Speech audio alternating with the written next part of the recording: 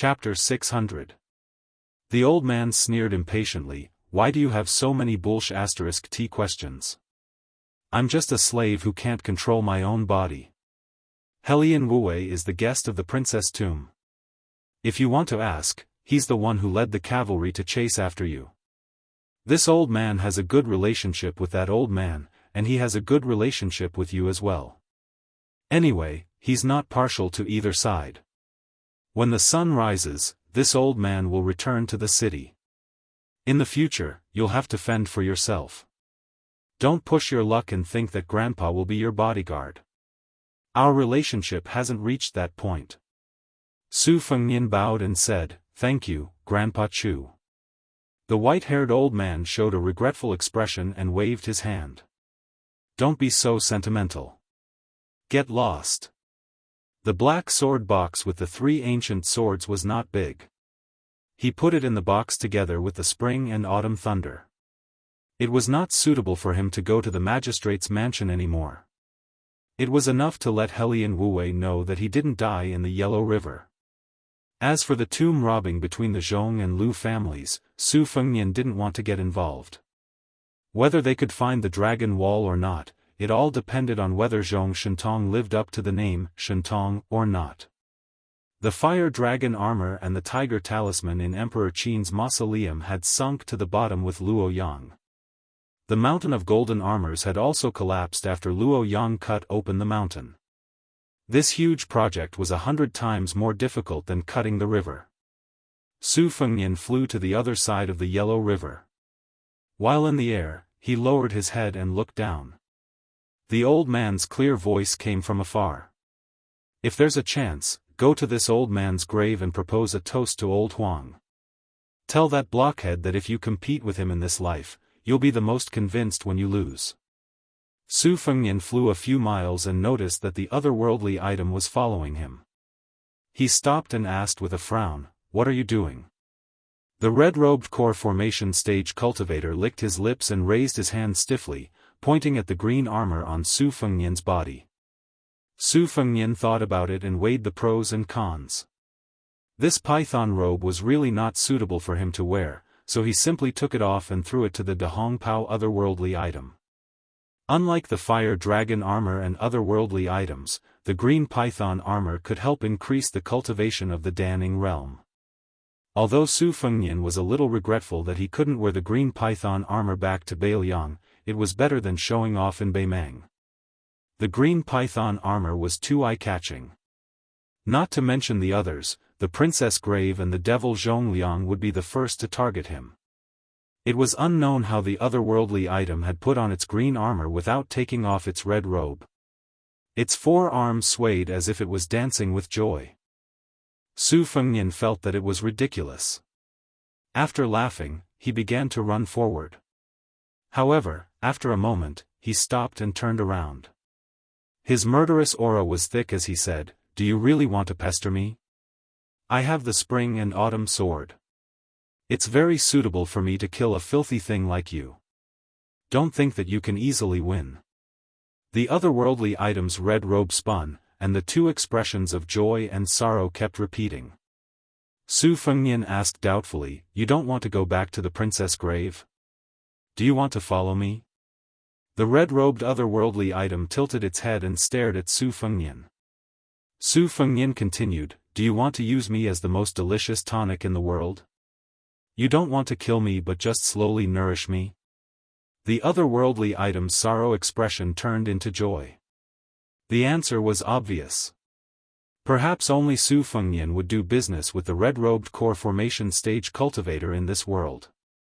"You can't monopolize the benefits. If I take you with me, I won't be able to live in peace. It's almost the same as me wearing the green python armor." The otherworldly item covered half of its face with one hand and made a throat-slitting gesture with the other. Su Fengnian was so angry that he laughed. "Do you really think that I'm an immortal? Do you think that I can know what you're talking about just by making a few gestures?" Every time the otherworldly item thought, it tilted its head and moved sluggishly. Then, it pointed at the dragon wall of the Yellow River and drew a big circle. It repeated the throat-slitting gesture and drew a small circle. Su Fengnian thought for a while and asked skeptically, "You mean that Luo Yang has a big idea and a small idea? She will kill me?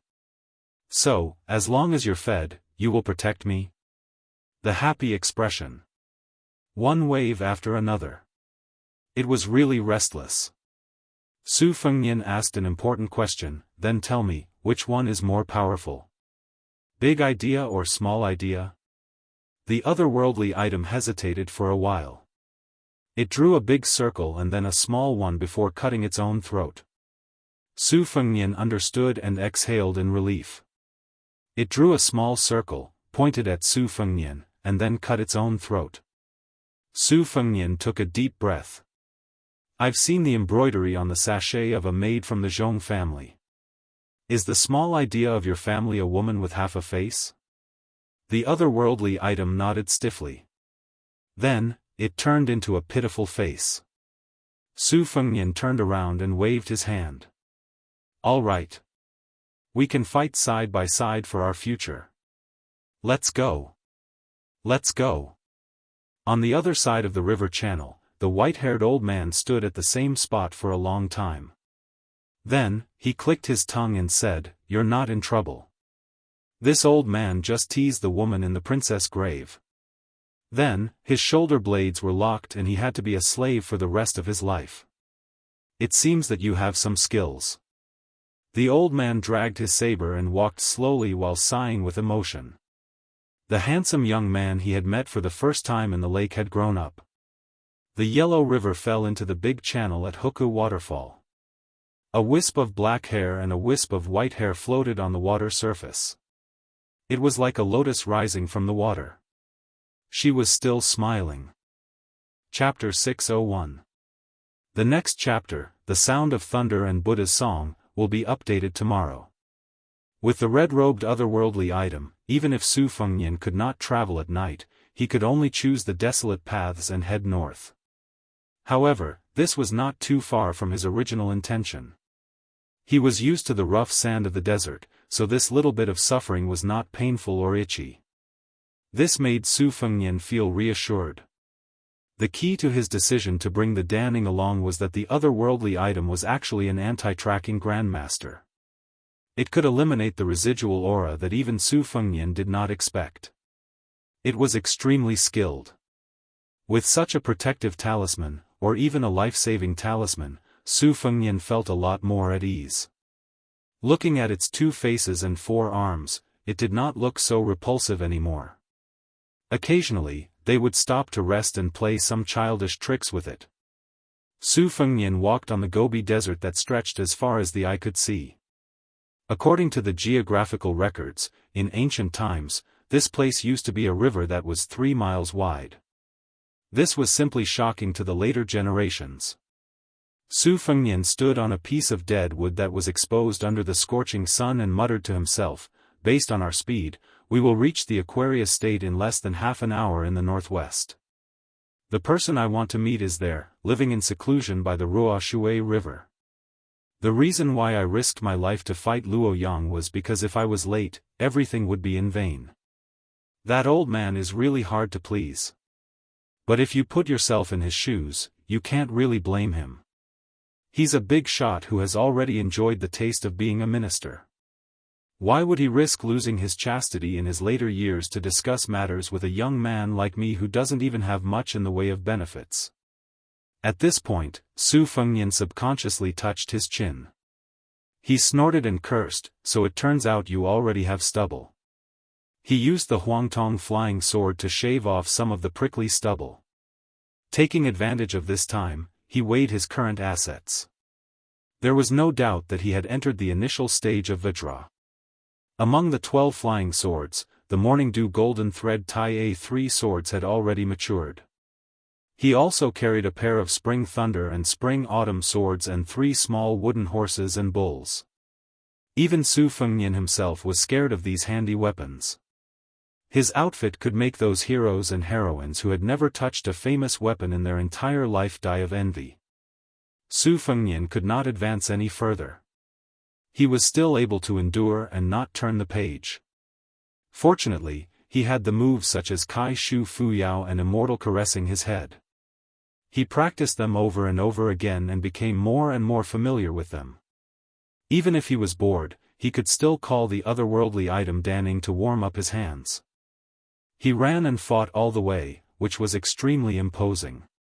Su Fengnian ran like a wild horse for nearly a month. He meditated several times and came back to his senses from the cold sweat dripping down his body. He repeatedly asked himself if he would still have the courage to kill Luo Yang if he went back to the gamble that he made when he fell into the Yellow River.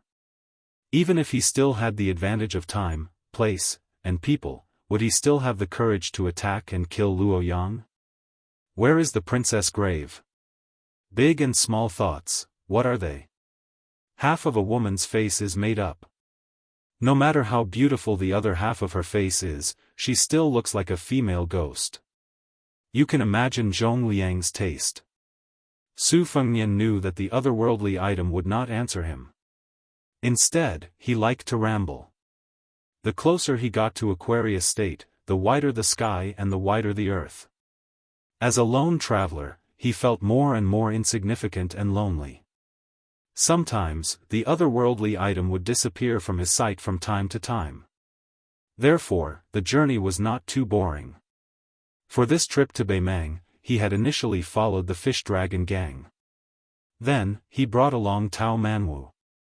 Later on, it was Lu Chen. Now that he brought along the otherworldly item Danning, it was the easiest journey.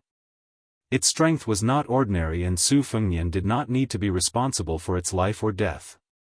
There was a large river at the border of Aquarius State called the Ruo River. It was said that the water was so weak that it could not float. Su Fengnian finally arrived at the Ruo River. He scooped some water to wash his face and felt refreshed. He could feel the otherworldly item's aura. However, it was useless to turn his head to check. Su Fengnian restrained his qi and walked along the river. If he wanted to cross the river, he would have to cross the river. Then, he saw a ferry with a sheepskin raft approaching the opposite bank. Obviously, the Ruo River was so weak that it was a complete nonsense. This made Su Fengnian very disappointed. As he approached the ferry, he saw a pair of shabbily dressed grandfather and grandson. The old man wore a tattered Daoist robe with a yin-yang fish embroidered on the back. He held a green bamboo pole as a walking stick and carried a book box just like Su Fengnian. The child's face was so tan that it looked like only a pair of small eyes were left. When he looked at people, he did not look like a simple child. The grandfather and grandson were also waiting for the raft to cross the river. The child squatted at the edge of the ferry and threw stones into the river. After Su Fengnian confirmed that the old Daoist did not know any martial arts, he quietly looked at the opposite bank. The child turned his head and looked at Su Fengnian, who looked like a scholar. He did not dare to be rash and buckled the straw sandals on his feet.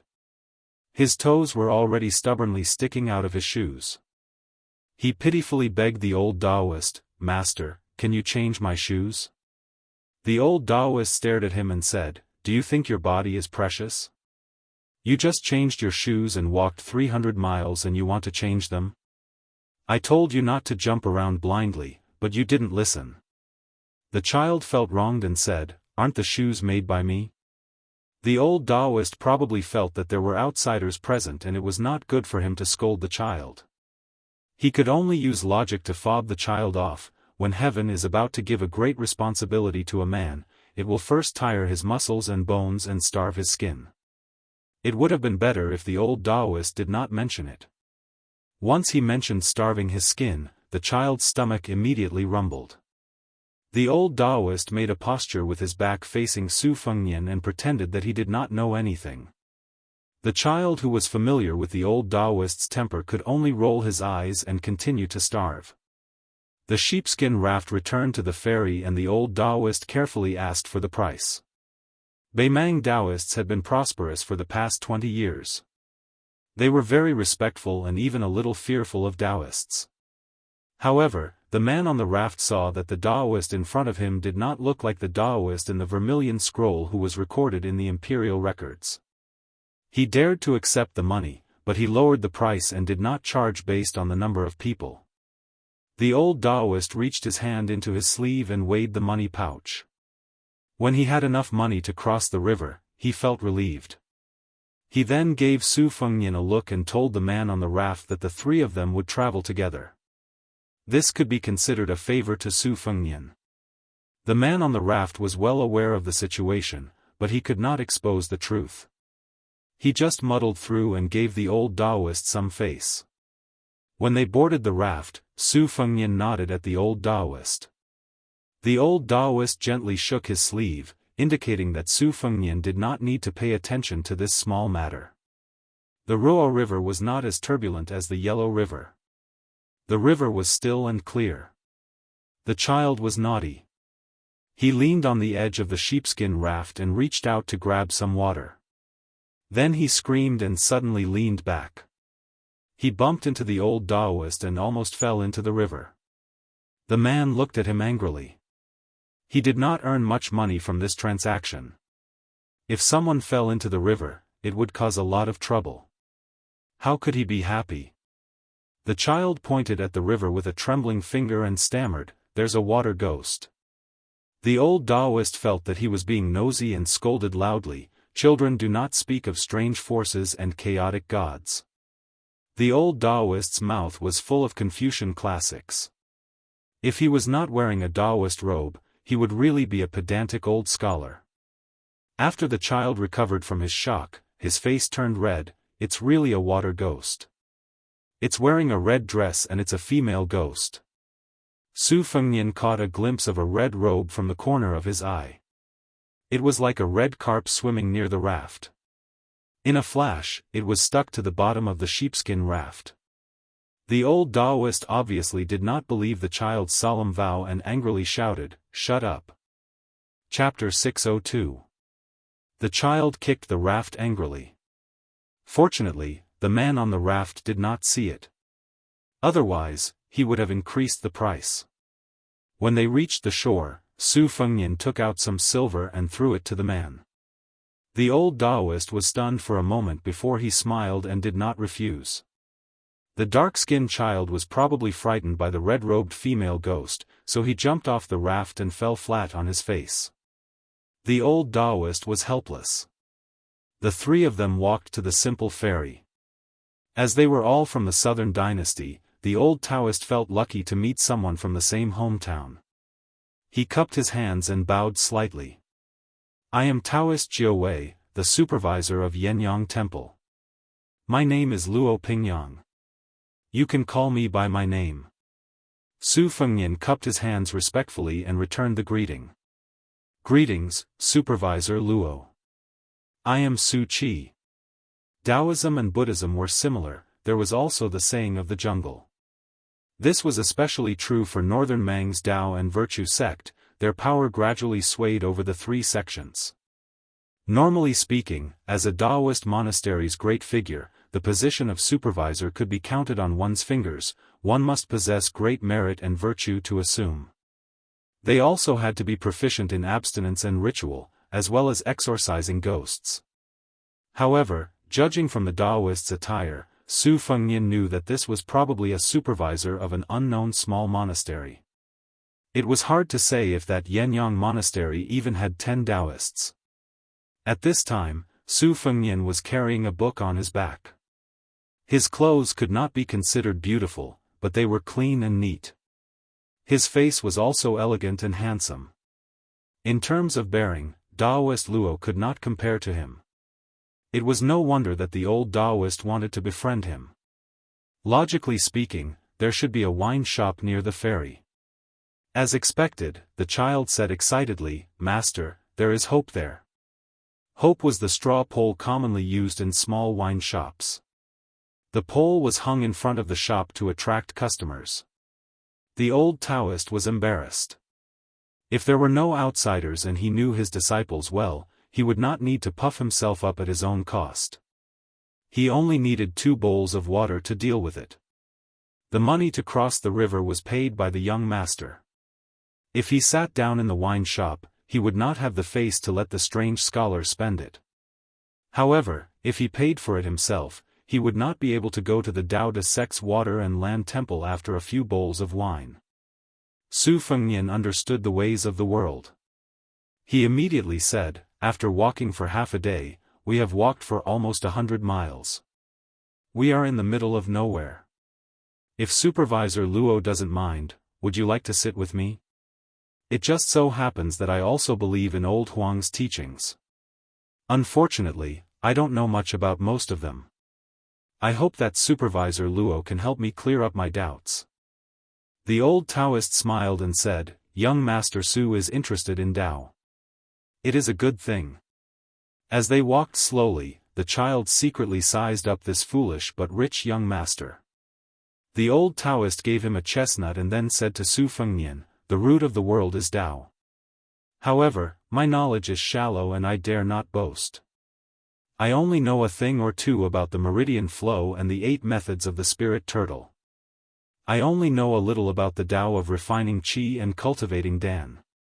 Su Fengnian nodded. The group of 3 sat down at a greasy table outside the tavern and ordered a jar of wine and a few kilograms of cooked beef. In the Liang dynasty, many taverns did not allow the private sale of beef, and slaughtering pigs and cows without permission was even more of a violation of the law. However, in northern Mang, there were no such misgivings. The child wolfed down the food. Even if his master was angry, he didn't care.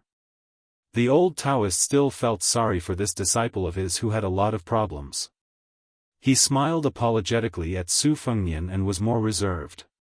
He took a sip of wine and tore a piece of beef into his mouth. His mouth was filled with the fragrance of wine and meat. The old Taoist, who finally tasted meat, was intoxicated. Su Fengnian took down his bookcase and drank slowly. The child looked up and said vaguely, Master, why are you not in the mood to recite poems and sing songs today? The old Taoist laughed and scolded, do you think you are in the mood for poetry because of your gluttony? There is no end to it. Su Fengnian smiled. The old Taoist hesitated for a moment and then took out a thin book sewn with inferior paper from his bookcase. This is my poem draft. If young Master Su doesn't mind, you can take a look at it. Although it is called a poem draft, there are many small tunes in it. It does not avoid the slang, so it is not stylish. Su Fengnian was surprised and said, then I have to read it carefully. Having good poems to go with wine is a great thing in life. Su Fengnian wiped his hands and took the poem draft. He slowly flipped through the pages. At first glance, the poems were like a talented scholar longing for a beautiful woman. However, there were some small tunes and phrases that even Su Fengnian felt were very interesting. For example, in spring, there were orioles and swallows, everything was green and full of charm. At first, Su Fengnian could still drink a few mouthfuls of wine and eat a few pieces of meat. However, halfway through the poem draft, he was lost in thought. Liver and intestines are refined 100 times. Iron in the furnace. Riches and honor are like butterflies on the pillow. Scholarly achievements and fame are like snakes in the wine. Old and helpless, the sharp wind is exceptionally cold. The thin snow is especially heavy, blowing and crushing my hut. At the end of the poem draft, it was as the poem had said, the people are in a terrible situation. The scholar sighs deeply. As time passed, the poem drafts were ordered one after another. It was probably Luo Pingyang's state of mind. From a talented scholar under the moonlight, he gradually became depressed and helpless in his middle age. Finally, when he was old, he suddenly became sentimental. Su Fengnian closed the poem draft and praised, if only my second sister were to read this, how good would it be? The old Taoist priest was confused. He did not have the confidence to begin with and was slightly embarrassed. Su Fengnian silently returned the poem draft and did not speak anymore.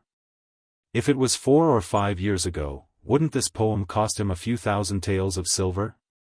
This Daoist Jiao Wei, who had never been recognized in his life, was probably used to running into a wall everywhere.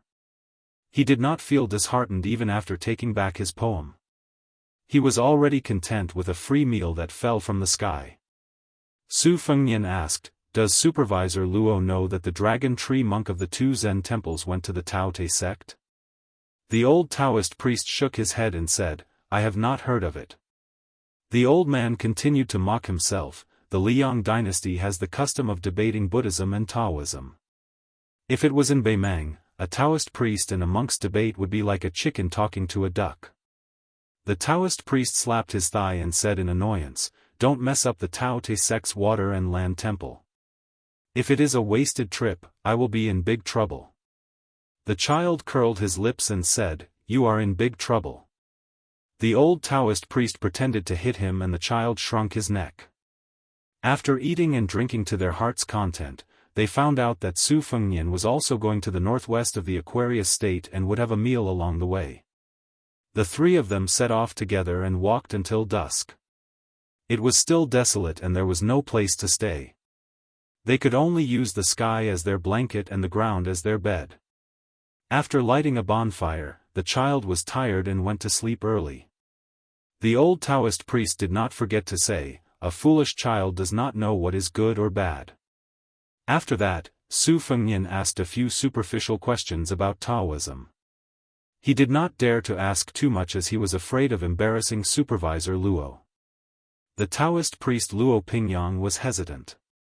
After making up his mind, he suddenly asked Su Fengnian, "There is something that I don't know if I should say it." Su Fengnian smiled and said, "Say it, Supervisor Luo." The Taoist priest gritted his teeth and said in a low voice, "When I was young, I learned the qi observation technique from a Zhenren. Looking at your face, it seems that someone close to your family has gone there. It is either surnamed Song or Li. If possible, I advise you to return home." Su Fengnian was stunned and did not speak. The old Taoist priest sighed and said, "I am not very accurate. If I say something bad, please do not blame me." Su Fengnian nodded his head.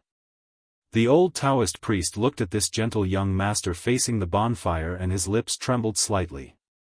The old Taoist priest could not bear to look anymore. After a long silence, he looked into the distance and muttered, "The wind and waves threaten me, I am swept away by the wind and waves. The mountain ghosts laugh loudly. The wind and waves far away from me, I am far away from the wind and waves. The stars fill the sky and people sleep. People sleep." Chapter 603. 50 men from Beiliang served as a standard. A standard crossbowman's combat power far exceeded that of 300 ordinary armored soldiers. Beiliang's crossbowmen could be used as scouts, but not all of them could become crossbowmen. This time, even without the standard commander saying anything, Li Hanlin and his brothers already sensed that something was amiss. It was definitely not a small-scale battle like the usual one deep inside Dragon Waste province. Li October and the other seedlings were eager to give it a try. They were well aware that after waiting for so many years, the great battle was finally about to begin. Before the troops and horses moved, the provisions would move first. In addition to the provisions, there would also be a large number of scouts scattered in front of the army like scattering beans, concealing their tracks and quietly cutting down the weeds. As Beiliang's favored elite crossbowmen, they were qualified to carry the sharpest Beiliang sabers, the most penetrative light crossbows, and ride the most explosive, experienced horses. All the crossbowmen were wrapped in cloth and rushed north with their heads lowered. Li October was impatient and increased the speed of his horse. He was only half a horse's length behind the standard commander. He asked quietly, "Standard commander, where is the tiled building?" "That's the number 1 military town in Dragon Waste province." "Do we have tens of thousands of brothers following behind us?" The standard commander turned his head and glared at him. He did not want to answer at first, but after some thought, he said in a deep voice, "Stop talking nonsense. Remember, this time when you encounter the barbarians' horse pens, don't leave any of them alive. Don't even cut off their heads. Don't delay the military situation. If you encounter a large army, turn back. As for the rest, even if it's a group of 300 to 400 Beimang cavalry, we'll still fight with our lives on the line. Are you afraid of death? If you are, then scram. Li October cursed, I'm afraid of your grandpa. The leader who had been in the military for 20 years was obviously in a very good mood. He smiled for the first time and joked, I'm really your grandfather. I've been your father and mother all these years for you bastards. He was already used to the whip that could split open one's skin, not to mention the cursing of the chief. Besides, the chief was not wrong. The wandering crossbow regiment that Octoberly was in, which was once ridiculed as a hedonistic regiment, was a light cavalry regiment. Before joining the regiment, there were very few gentle, respectful, and thrifty people among them. They were all descendants of generals who were used to riding roughshod over the local prefectures and counties. Occasionally, there were some harmless ones who were prideful in their bones. After joining the regiment, they were all disciplined and well-behaved. Even a fart from the chief was more effective than the earnest advice of his high-ranking father. Li October's eyes sparkled. He didn't dare to nag at Chief Biao. He slowed down his horse and rode side by side with Li Hanlin and Lu Dou. He chuckled and said, we guessed right. It really is a big battle. Li Hanlin said grumpily, shut up. Do you want a piece of bamboo as a reward? Li October said anxiously, do you think I'm a chick? This is for new scouts who can't keep their mouths shut. I can't afford to lose face like that. You're not that far off from a chick, Lu Dou said coldly. Li October's face turned red. He was about to curse, but he soon stopped himself. With his accumulated military merits, this chick was already on the same level as the deputy chief. Only Li Hanlin could compete with him. After a few real battles, Lu Dou's military exploits were outstanding, and he was now fully integrated into the standard. Although he was still a man of few words, even Li October, who used to stare at Lu Dou, regarded him as a brother, and even wanted to present his sister to him with both hands. Lu Dou's relationship with Li Hanlin, Li October, and the others could be considered to be very good. There was a spear pouch hanging from his saddle, and there were more than 10 short spears in it. The crossbowmen all carried a powerful crossbow with them, and they even asked about the standard commander out of curiosity. Lu Dou's stubborn temper made him play dumb every time, and he always said that he knew nothing. Li October's smile disappeared. He reached out and tightened the strap of his soft leather helmet. It dug deep into his flesh. Not only did it not hurt his bones, it even felt familiar. When he first joined the Bailiang army, he didn't have the qualifications to practice riding a horse. He was only familiar with the military formation as an infantryman. After one day, he fell apart. On the second day, he put on the chainmail that weighed less than 20 kilograms. He felt a burning pain all over his body. Li October's mouth twitched. How did he become a crossbowman? In the past, he used his martial strength to commit crimes in the county. He was injured all year round. Although he was not afraid of pain, he was still afraid of death. Probably because he was sent to the army by his father, he saw him flattering the general who was said to be a family friend. Before they parted, the father and son chatted. Li October even scolded his father for being a good-for-nothing. They were both fourth-rank officials. How could he be a grandson? At that time, his father, who was obsessed with saving face, didn't refute. He just patted Li October's shoulder. Who wasn't afraid of death? But Li October was more afraid of losing face. Maybe from that moment on, Li October wanted to bring home a general in a grand manner. At the very least, he wanted to die in a grand manner on the battlefield. Li October exhaled. His eyes were firm. The western border of Liangmeng was famous for being loose on the outside but tight on the inside. They formed a pocket and lured the enemy into the trap. It depended on who had the guts to go to the battlefield and cut off their heads to accumulate military merits. Li October finally encountered the northern barbarians with this mission. It was a group of elite cavalry that was only slightly inferior to the northern Meng's ferocious general Dong Zhuo's Crow Fence. The key point was that there were 200 of them, and the one in the lead wore bright clothes and heavy armor. He didn't have a spear in his hand, only a beautiful broadsword. Li October, who was hiding with Li Hanlin and Lu Dou, knew that this was a Beimang field officer patrolling the border. As long as the relationship between the Beimang royal family members and the nobles was strong enough, they would be given a fancy title. They would borrow troops and horses from the generals to go south. When they returned, they could show off to others. As for the number of troops they brought, it was the same as the family's wealth. Bailiang's crossbowmen loved this kind of reckless flower vase. They would kill them if they ran into them. However, they usually didn't have more than 100 cavalrymen protecting them. The 3 cavalrymen who were the first to investigate the situation didn't dare to act rashly. Li Hanlin was the sergeant, so he ordered Li October to go back and report the situation. He and Lu Dou continued to watch from afar.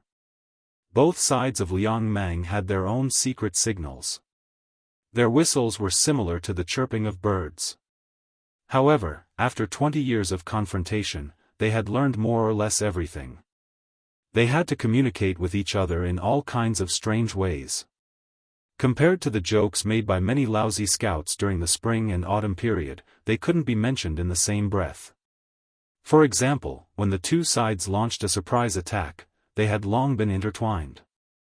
Due to the similarity of their secret signals, when they saw each other in person, they almost thought that they were on the same side. The crossbowmen and horse guards of Liang Mang's border were, without a doubt, the world's most cunning, as well as the world's best scouts. Li October brought back a military order from the label chief: since the enemy insisted on continuing to go south, they had to either eat all the meat in their mouths or choke themselves to death. There was no other choice. Although they were called northern barbarians, in fact, most of the people in Gusai and Longyao were the remnants of the spring and autumn period. The faces of the soldiers were almost the same as Bailiang's.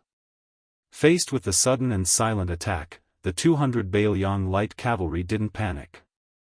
The deputy reined in his horse and turned around. He came to the side of the young royal family member and whispered to him in the language of the royal family. The young man raised his eyebrows. His face was full of ridicule. He seemed to shake his head to stop the deputy's suggestion. When he first saw the Bailiang crossbowmen in an encirclement and suppression situation with their crossbows flying like locusts, the young general's sneer grew.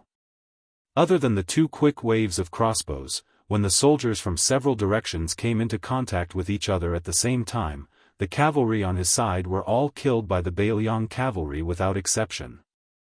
Only then did he frown. However, he still had no intention of retreating. He pressed one hand on the back of his horse and gently calmed the warhorse that had become violent after smelling the scent of blood. The deputy was deeply worried. Other than his bright armor that was different from normal soldiers, the rest of his equipment was the same. He held a spear in one hand and a saber at his waist. There was a shelf in front of the saddle for weapons. If it was a long journey, hooks could be added to the side or back of the saddle. The crossbow and quiver would be placed there. The young man watched with great interest. He didn't mind at all that his 200 cavalry didn't seize the advantage at all. He even let his personal guards, including the deputy, fight. He stayed in place and watched this bloody battle where the horses died faster than the men. A real cavalry battle wasn't like those battles created by the romance of the 3 kingdoms. There weren't 2 generals who were kicked in the head by a donkey before going to the front of the formation to kill each other. Whoever lost would be defeated like a landslide. It was also very rare to see a general stop his horse in the middle of the formation and continue to stab the enemy with his spear despite being surrounded. When thousands of cavalry, especially tens of thousands of people charged at the same time, other than the rain of arrows, what followed was a huge injury that penetrated each other like a knife. Once a rider passed by, they had to do their best to charge forward. Even if the warhorse could pull back a step, they still had to charge forward with all their might. After a spear was stabbed, because the spear was not easy to pull out, they had to abandon the spear and switch to a saber. Only speed could win the impact. In a rapidly moving formation, if a rider on one side stopped for no reason and became a wooden stake, then they would be guilty. For a small-scale cavalry battle like a scout, the principle didn't change. Regardless of whether it was a pursuit or a retreat, speed was still number one. However, scouts had more leeway to display their individual martial strength. It was a big taboo for a general's armor to be too conspicuous. First, most of the armor was inlaid with gold and silver, making it very flashy but not practical. Second, it was too eye-catching. It was as if they were begging the enemy to kill them. This member of the imperial tent whose surname was either Yelu or Murong didn't have this awareness at all. Very quickly, two Bailiang crossbowmen, who looked like sergeants, tore through the already thin formation and charged forward. The young cavalry general wasn't in a hurry to draw his blade. He waited until a Bailiang blade chopped down before drawing his blade. Like a shocking rainbow, the bold blade knocked away the cold blade and took the opportunity to cut off the crossbowman's arm. He then lifted it up and cut open the crossbowman's neck. Blood flowed like a stream. He didn't stop and cut off his cheek. His majestic horse didn't move. In an instant, the dead sergeant's horse brushed past him. Before he put away his blade, he didn't forget to use the tip of his blade to lightly poke and push the undying sergeant's corpse off the horse. He didn't even look at the corpse. The series of continuous moves were very flashy, but in the end, he still killed someone. He had a high level of martial arts, which far exceeded the scope of cavalry, so he had the qualifications to do so. He shook his wrist and performed a beautiful spinning blade. Using the language of the southern dynasties, he smiled faintly and said, "It's also the world's most famous curved blade." It turns out that the Bailiang blade is only a so-so. Chapter 604. Horse battles emphasized speed and forsaking swords for sabers, especially Liang Mang's standard sabers. Both sabers had a slightly curved back and used the charging force of the horse to push out. When it came into contact with the enemy's body, the blade could instantly create a huge and continuous curved slide. Its cutting power was amazing, and even if it accidentally cut armor, it would not be easy to drop it. This was an effect that a straight-back saber of the same weight could not achieve. This was also the reason why Bailiang sabers were so famous. A Bailiang saber's curvature, thickness, and weight were all almost perfect. Baimang sabers were almost completely copied Bailiang sabers, except that the blade was longer and the curvature was greater. Of course, a straight-back saber was better when fighting on foot.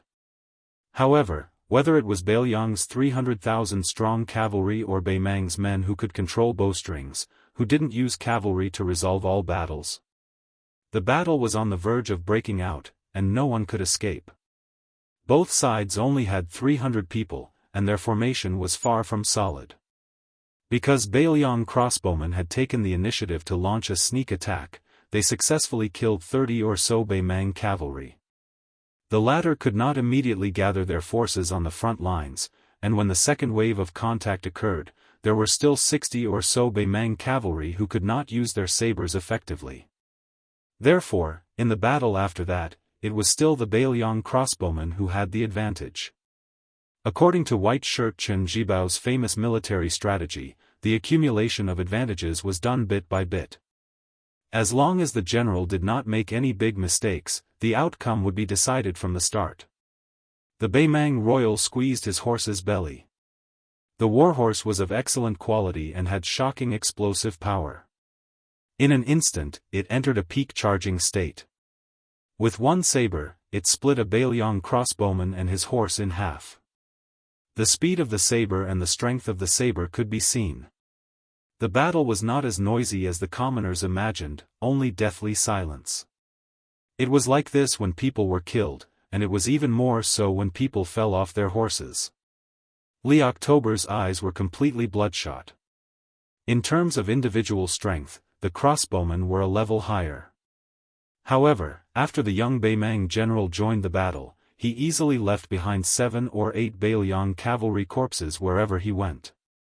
The crossbowman pulled out a saber from a head and charged without hesitation at the young Beimang cavalry general. In every battle to the death, the general would die first, then the lieutenant, and finally the sergeant.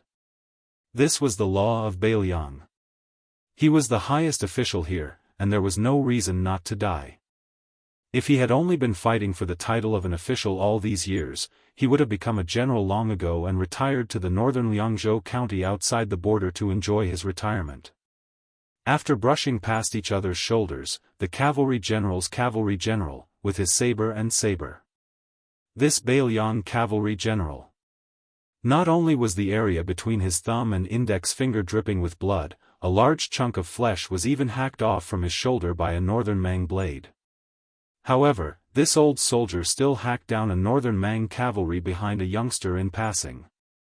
After rushing out several dozen steps, he turned around and continued his charge. The second time the two horses brushed past each other, the cavalry general's armor was broken, and his intestines were hanging from the saddle. The cavalry general turned around and charged again. He tore off a piece of his shirt, twisted it, and tied it to his waist. He then continued to charge expressionlessly. Li Hanlin, who had already killed 4 enemy cavalry, saw this scene. He gritted his teeth and galloped away, ignoring the pursuit. The young Beimang general, Huang Zhou, cut the cavalry general in half. He turned to look at the corpse rolling on the ground and sneered, "Trash, I'm not going to play with you this time." He then raised his head and looked at the situation, thinking about how to pick a few more fellows worth playing with. He didn't care how many of the 200 cavalrymen he had with him would be left behind. Li Hanlin jumped up from his horse when he was 10 steps away. He held his saber with both hands and slashed at the bastard's head. The man casually raised his saber to block and retreated a few steps with his horse. But that was all. He sneered and didn't take advantage of the fact that his opponent didn't have a horse. He simply jumped off his horse and fought at the same time. A Beiliang crossbow arrow was aimed at his face. He grabbed it without turning his head, twisted it, and threw it to the ground. Li Hanlin spat out a mouthful of blood and stared at his opponent. Li Hanlin was stunned when he saw the horse pass by. It was Lu Daodu. Lu Do bent down and lifted Li Hanlin onto the horse's back, while Lu Do himself dismounted from the horse and rushed towards the northern barbarians. At the same time, he threw out a short spear. The young man who killed the crossbowman didn't use his saber. He was very conceited and wanted to grab the short spear. Unfortunately, he didn't succeed. The short spear cut through his palm and stabbed toward his eyes. He hurriedly turned his head and scratched his cheek. Lu Daodu didn't engage in close combat. He kept a distance of 20 steps. He squeezed out a gloomy smile and said stiffly, "I'll play with you." The second spear was thrown. It was even more powerful. The general didn't dare to be careless. He dismounted and swatted away the short spear with his Beimang saber. His arm was numb and sore.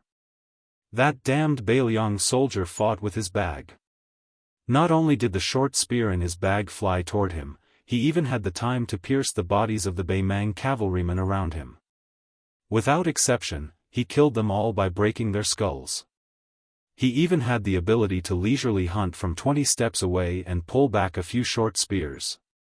Chapter 605. The Beimang young man who failed to gain any advantage was furious. He couldn't care less about his demeanor and wanted to fight in close quarters to chop this nameless soldier into pieces. He was a warrior trained by a top master after all. He paid the painful price of a spear piercing through his shoulder in exchange for a chance to get close. When he was 10 steps away, the Mang Dao's aura surged, not giving him a chance to throw the spear. The scout was startled and then smiled. He pretended to be surprised. Then he smiled sinisterly, as if he had succeeded in his scheme. The young man who wasn't stupid knew that something was wrong, but he didn't want to believe that a crossbowman who only knew some small tricks could be so powerful. He still insisted on getting close and attacking quickly. Lu Do didn't pick up the short spear in his bag anymore. He used one hand to block the sharp Beimang saber that could pierce through armor. The young man from the royal court was delighted and suddenly chopped down with all his strength. It didn't move at all. Lu Dou twisted his wrist and broke the carefully crafted Beimang saber. Then he punched the opponent's abdomen and smashed his intestines. The Beimang young man, who was supposed to have a meteoric rise under the protection of his family, lost all his fighting power on the spot. Lu Dou spread out his hands and grabbed the enemy's arms. Then, he tore the unknown young general into two halves. Blood sprayed all over Zhong Tongzi. Lu Dou kicked the corpse away. He didn't wave his hand to wipe away the blood, nor did he pay attention to the newly dead man. He turned back and continued to enter the battlefield. In this bloody battle, the Biao leader and the deputy Biao leader died together. None of the 200 Beimang cavalry escaped. They didn't have time to send a message. Sergeant Li Hanlin became the temporary leader. Lu Dou silently picked up all the short spears and buried the Biao leader with Li Shiyue. He then stood behind Li Hanlin. Li Hanlin said calmly, "The wounded have returned to the south. The other 36 people and I will pick the horses and continue to the north. If I die, Lu Dou will lead you to the north."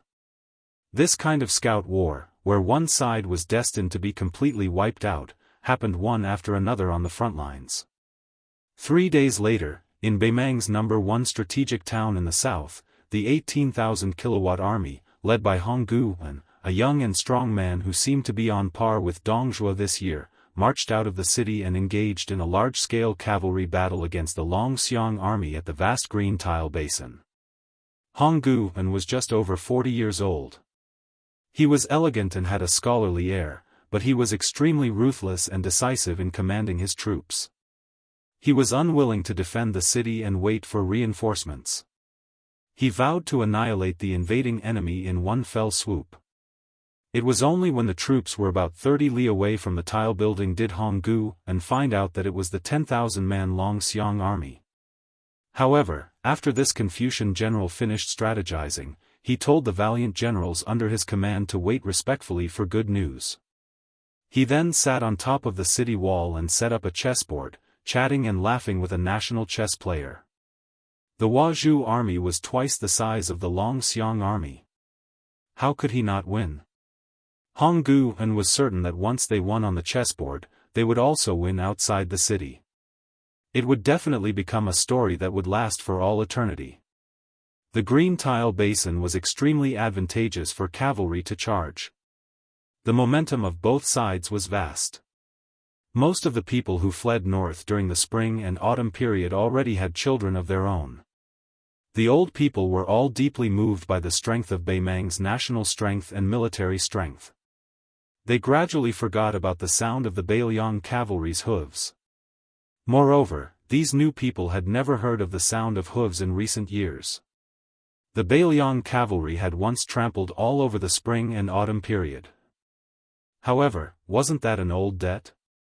When the people in the tile-building city first heard about the battle, they were slightly panicked. However, their fear did not last long. They began to laugh at the Beiliang for daring to come to the tile-building city with a pitiful 10,000-man army. The two armies were like two torrents clashing against each other. The Huazhu army's howls shook the heavens. It seemed that their momentum had far surpassed the Beiliang cavalry, who were still silent during the charge. When they were 500 paces away, the Beiliang army shouted one word at the same time. Kill! On top of the city wall, Hong Guan's eyelids twitched. The chessboard in front of him trembled more and more violently. In the end, the chess pieces were already jumping. A barefooted youth in black ran at the front with a black tiger. They left the elite cavalry of northern Liang far behind them, who were running as fast as thunder. The withered youth tied his hair into a braid. He grabbed the huge black tiger and smashed it at the enemy.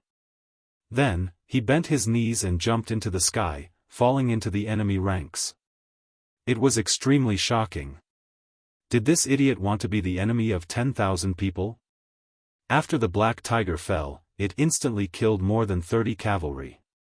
The black-clothed youth, who did not wear any weapons or armor, only ran in a straight line.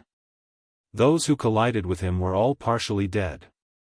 The Huazhu army had cultivated a cavalry that specialized in killing enemy generals and brave men. There were about 300 of them. They were all dressed in ordinary armor, but they were tall and sturdy, strong and agile. They came from famous Jianghu families and were extremely good at fighting. However, even if they were divided into 10 groups and the 300 men were urgently transferred to one place to block or chase the black-clothed youth, they still let him pass through most of the Huazhu army. After the two armies mixed, the pressure on the youth was greatly reduced. He was like a fish in water, rushing straight to the city gate on the northern highlands of the Green Tile Basin. A man and a tiger ran to the city gate. The youth stepped on the back of the black tiger and jumped to the top of the city gate. After asking the dumbfounded Honggu a question, he pulled the latter's head out of his body. This was the Battle of the Green Tile Basin. When the second son of Rentu, Su Longxiang, stepped onto the stage for the first time, he slaughtered the Liang dynasty into an empty city. The Bailiang cavalry's hooves were like thunder. 10,000 Longxiang army, 10,000 thunder. Half of the 18,000 Huazhu army, known as the Iron Army of Beimang, died in battle. The surrendered soldiers were killed. The entire army was killed. Beimang heard the thunder. Chapter 606. Two 10,000-word chapters completed. The Southern dynasty had its own imperial court, but its rank was lower than that of the Northern royal court. When the older generation first entered Beimang's territory, some of the more experienced aristocratic families of the Central Plains had seen the scene of disagreements and fights breaking out at every turn. At that time, they were shocked. They couldn't imagine that such an uncouth imperial court could challenge the Liang dynasty, which had already unified the spring and autumn period. Later, the empress showed mercy, and the Southern dynasty was established. This imperial court was obviously much more cultured and elegant. There were endless disputes in the main hall, and there were bound to be some red faces and ears. However, for more than 10 years, there had never been a quarrel like today, to the point where it was about to turn into a fight. All of this was due to the new smoke rising from the southern border. The 10,000 dragon elephant cavalry first slaughtered the strategic border town of Tile Building. If they had stopped after winning the first battle, it would have been fine. Then, under the leadership of the second son of the king of Bailiang, they made a detour and raided the next strategic town, Gentleman's Pavilion. The 6,000 Longxiang army unexpectedly defeated 8,000 soldiers and horses. The two major defeats of the Southern dynasty were already an indisputable fact. The situation was not only hot, but also painful. Except for Zhong Shentong, who didn't dare to return, the other generals who held authority all kept silent. Occasionally, they would exchange glances in the hall, then slightly shook their heads and sighed. On the contrary, the civil officials of the Jia surnamed Gaohua were quarreling. Among them, there was a fatty wearing a purple robe who scolded the most fiercely. He almost pulled out the 18 generations of Honggu An's ancestors, who had died for the country. Not only did he scold the civil officials who were giving orders, but he also insinuated that a few old generals were also included in the scolding. The fatty's saliva flew everywhere. This bastard surnamed Hong is fishing for fame. Even if I survive, I will stab him to death with a knife. The tiled city overlooks the green tiled basin. The cavalry has an innate advantage in the charge. You look down on the dragon elephant army, leaving the city to fight, but you actually have the guts to let the idiot lead the troops to the bottom of the slope. What, do you wholeheartedly want to start a completely fair fight with the Northern Liang cavalry? Didn't Honggu An claim to be well-read in military books? What did he read so much that he defecated? I don't remember which old general's favorite student Honggu An was. Who dares to remind me? Everyone in the hall quietly looked at an old general who was resting with his eyes closed. The general had white hair but a youthful complexion. He was very good at keeping his composure, and didn't seem to have any intention of being calculative with Fatty Dong. Fatty Dong's cheeks trembled, and he pointed to a third-rank official in charge of the Southern Dynasty's Ministry of Revenue. Using tile-building army and gentleman's pavilion army, we only managed to defeat half of the Northern Liang's Dragon Elephant army. You motherf Kerr actually told me to have the border armies of Li Gu and Mao Long take the initiative to pursue them. What? These 14,000 troops aren't human, they're all your Yuanzhan family's maids. You think you can kill them as you wish? Old man, you sure have the boldness of not being afraid of squandering money when you have a big family. You are just playing with His Majesty's generosity.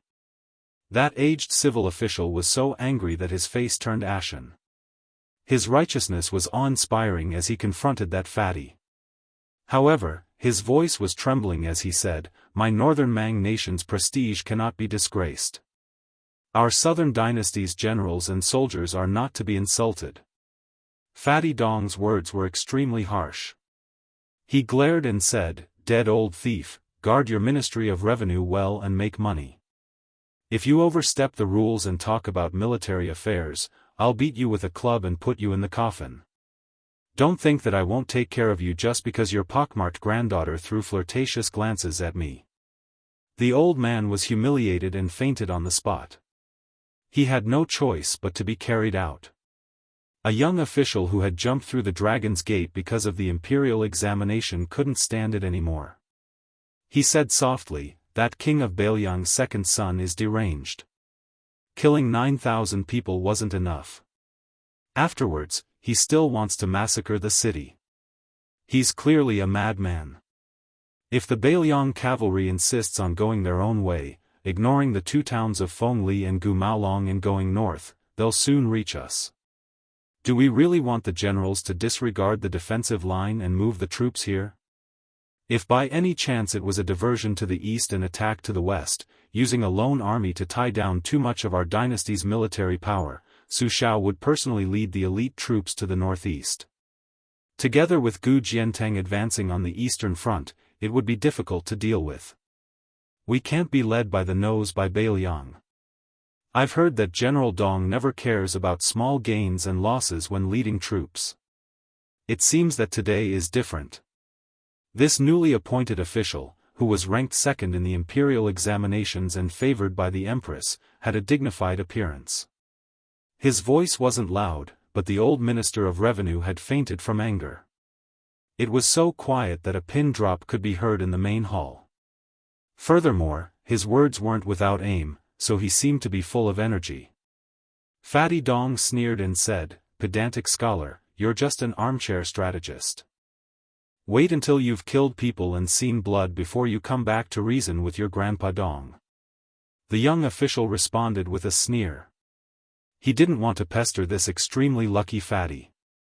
He didn't overdo it and just wanted to express his stance. In the future, if what he said was true and the Empress came to settle accounts, it would be equivalent to trampling on Fatty Dong. Unknowingly, it would raise his own prestige by a large margin.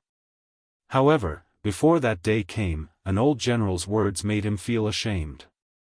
It was Great General Huang Songpu, who was the first person to seize military power as a remnant of the spring and autumn period. Although the Southern Dynasty was showing signs of rising up from behind, Lu Gui, who was praised by the Empress as half of Su Shao, and Yang Yuanzhan, who was a commoner and had defected to the army, were beginning to overshadow Huang Songpu in terms of prestige. However, seniority wasn't important. Yang Yuanzhan himself was once half of Huang Songpu's vanguard. Furthermore, only old General Song was willing to discipline Dong Zhuo, the devil incarnate. As a result, Huang Songpu's words carried the most weight in the Southern Dynasty. Hong Guwen, who had caused this disaster, was under Great General Huang Songpu. It was difficult for him to escape being scolded by Fatty Dong in the imperial court. Chapter 607.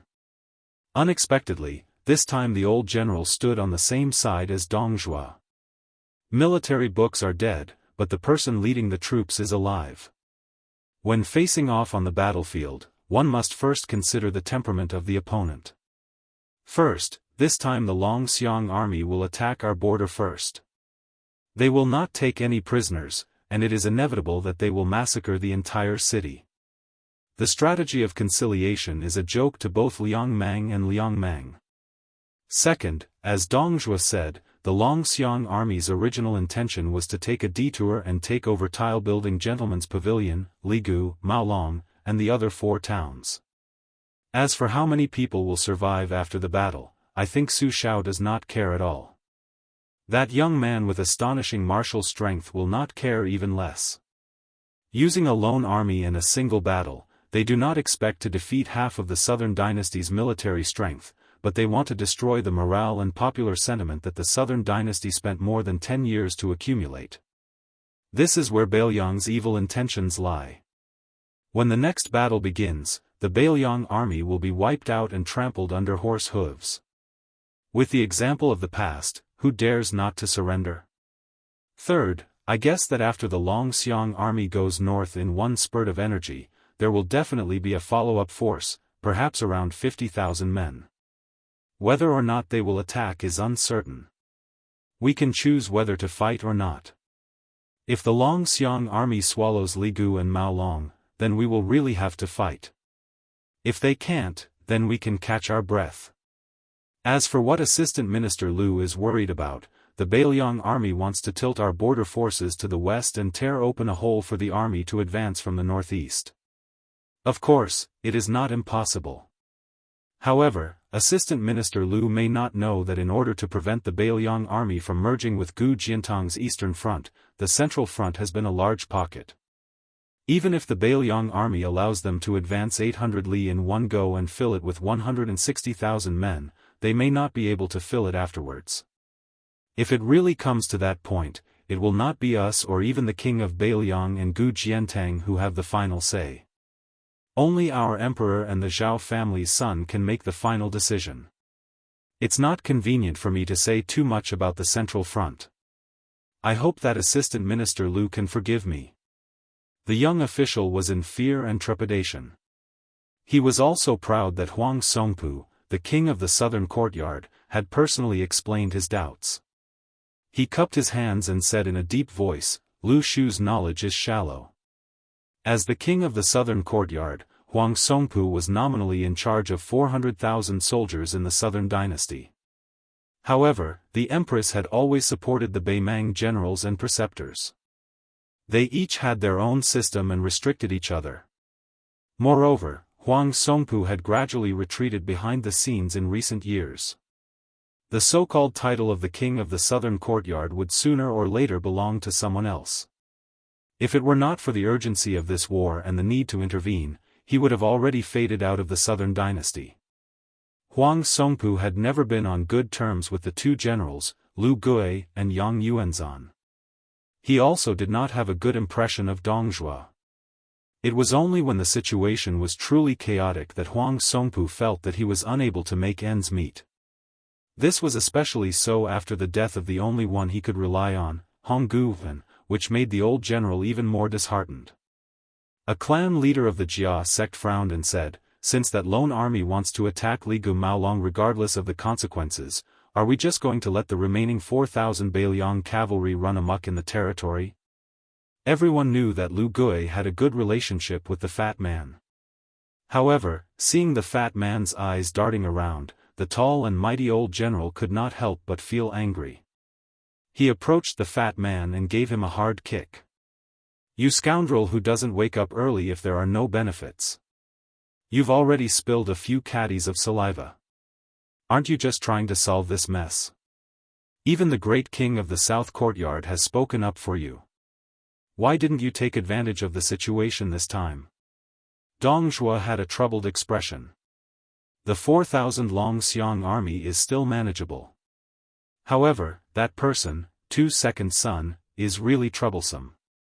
If the two sides face each other and he comes to take the head of a general from an army of 10,000 and kills me, my two beautiful daughters-in-law will become widows. Won't they cry themselves to death? Lu Gui raised his leg and was about to kick again when the fat man hurriedly jumped away. The old general laughed and scolded, "Your family's daughters-in-law are the daughter of the mountain master of Bing Ti Mountain.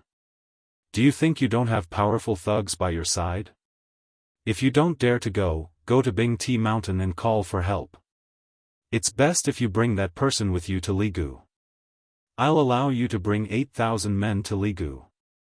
No more than that. If His Majesty holds you accountable, this old man will take responsibility for you. If you dare to bring even one more soldier, just pretend this old man didn't say anything. Dong Zhuo said half-believingly, really? Don't turn your back on me after this. Right now, all the civil and military officials in the imperial court can hear you. As soon as he finished speaking, Dong Zhuo rolled his eyes and muttered, F***ck, it seems that when the time comes, no one will be willing to stand up and prove my innocence.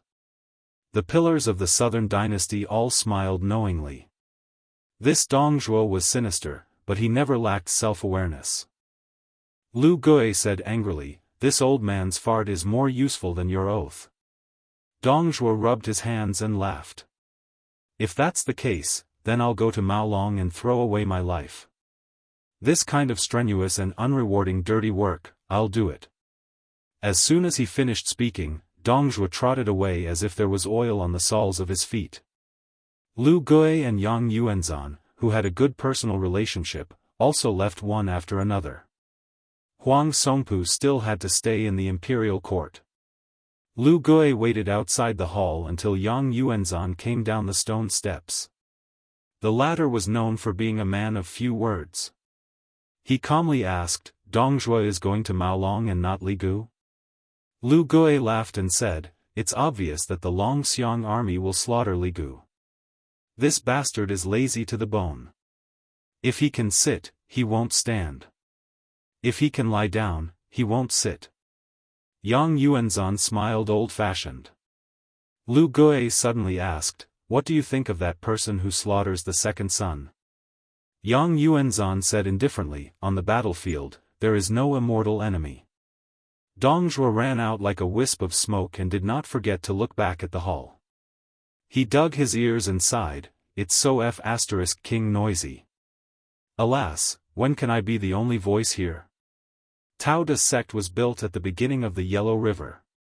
It was rumored that there was a hovering mountain behind Heaven's Gate. The imperial preceptor, who had transcended mortality and entered the divine realm, cultivated immortality there and did not care about worldly affairs for 30 years. Qilin Immortal had 6 outstanding disciples. Other than the 2 immortals who were guarding Heaven's Gate and the foot of the mountain, the rest were scattered all over Beimang. However, when an old monk sat outside the fog of Heaven's Gate of Daoist sect, the 4 immortals who were preaching outside returned to Daoist sect except for the one in the palace. The kind-looking old monk did not say anything and sat down outside Heaven's Gate. Heaven's Gate was a natural hole formed by 2 towering peaks facing each other. Clouds and fog lingered inside. Outside the gate, there were 999 jade steps. Even if one walked up the steps and looked at the gate from a close distance, one would not be able to see the mystery inside. Outside Heaven's Gate, there were 18 Taoist temples, 9 on each side. There was an endless stream of pilgrims.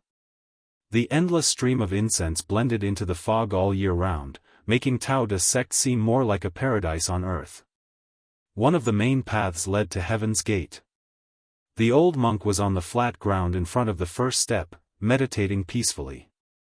First, the purple-robed immortal came out of Heaven's Gate and flew down the mountain on his sword. The sword whirled and the dragon roared for 3 days. However, they were not allowed to come within 3 feet of the old monk. Then, the immortal who held the jade rui flew from the foot of hovering mountain to Heaven's Gate. The purple-robed immortal rode his sword and walked down step by step. After walking for 3 days and 3 nights, he had reached the 300th step. Then, 3 immortal-looking immortals arrived. 2 of them were either standing or sitting cross-legged at the peak of the Taoist temple at the foot of the mountain.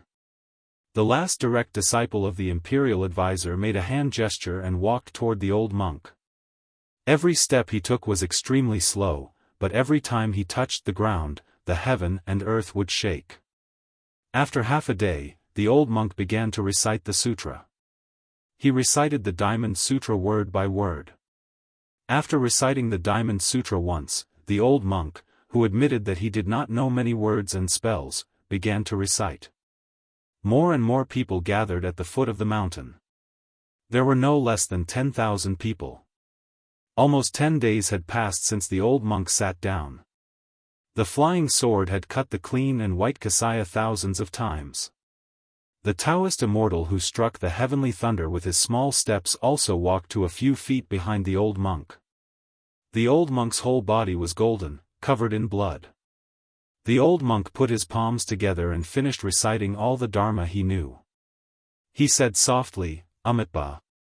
Many pilgrims could guess what would happen at that moment. They all turned their heads away, unable to stand on their tiptoes to watch. A white rainbow streaked across the sky, higher than heaven's gate. Behind it was a yellow waterfall.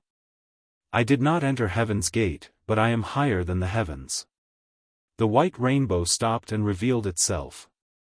The white-robed monk said loudly, "This poor monk is here to return the favor." It was impolite not to return the favor. The yellow river hung in the sky. This white-robed monk pulled the entire yellow river over. Chapter 608.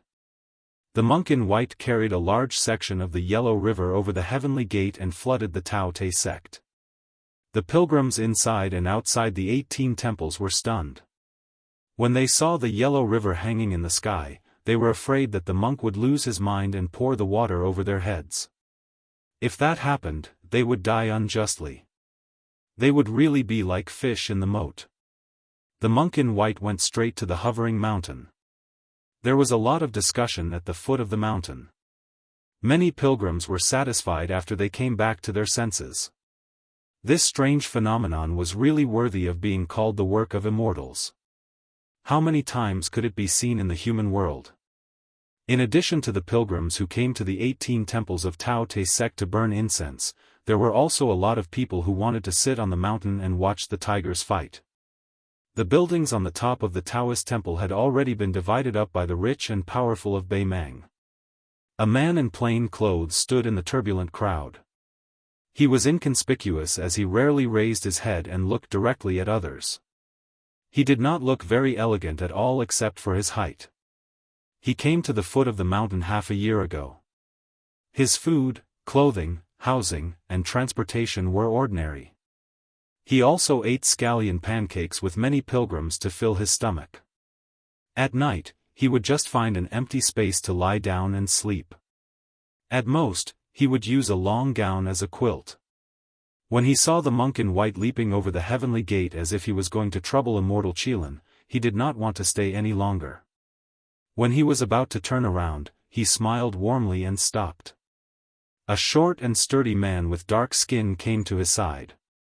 His arms were as long as an ape's and his earlobes were unusually thick, similar to the ears of the Bodhisattva statue. When ordinary people saw him, they would only say that he was blessed with good fortune. The middle-aged man's eyes were indifferent. He pursed his lips and stood side by side with the relatively young man in plain clothes. Comparisons were odious. The latter, who was originally not outstanding, immediately became gentle and elegant. He smiled and said, "I knew you would come, but I didn't expect to see you again." The dark-skinned man grunted in agreement. The man in long clothes raised his hand and put it in front of his eyes. He looked into the distance. The two immortals of Tao Te sect stayed behind to guard the old monk in 2 Zen temples. The 3 immortals entered the heavenly gate one after another to stop the monk in white. He said with emotion, "The 5 immortals could not break the golden body of the dragon tree monk." The middle-aged man said calmly, "The sages of the 3 sects are different from us. When they reach the peak of their respective states, there is no need to be envious of them." The tall man in his 30s chuckled. "I thought you were going to tear that yellow river apart."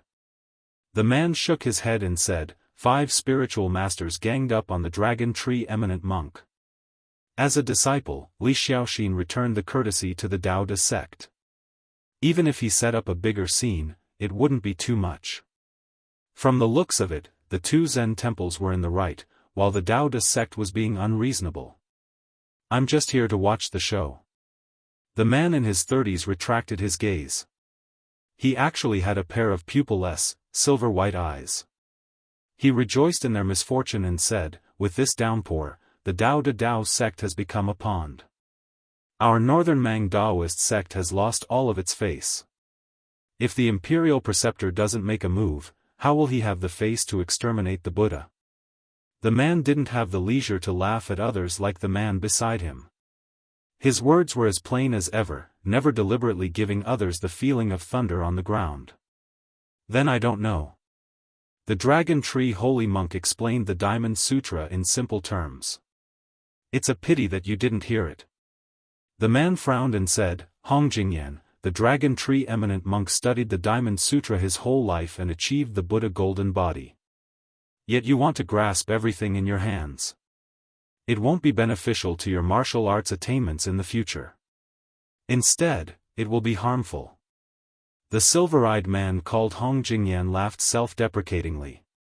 Anyway, I can't beat you no matter how much I practice martial arts. It's better to learn some fancy skills that can scare people. Look at Li Chungang from the Liang dynasty who borrowed his sword and Li Xiaoxin who hung on the river.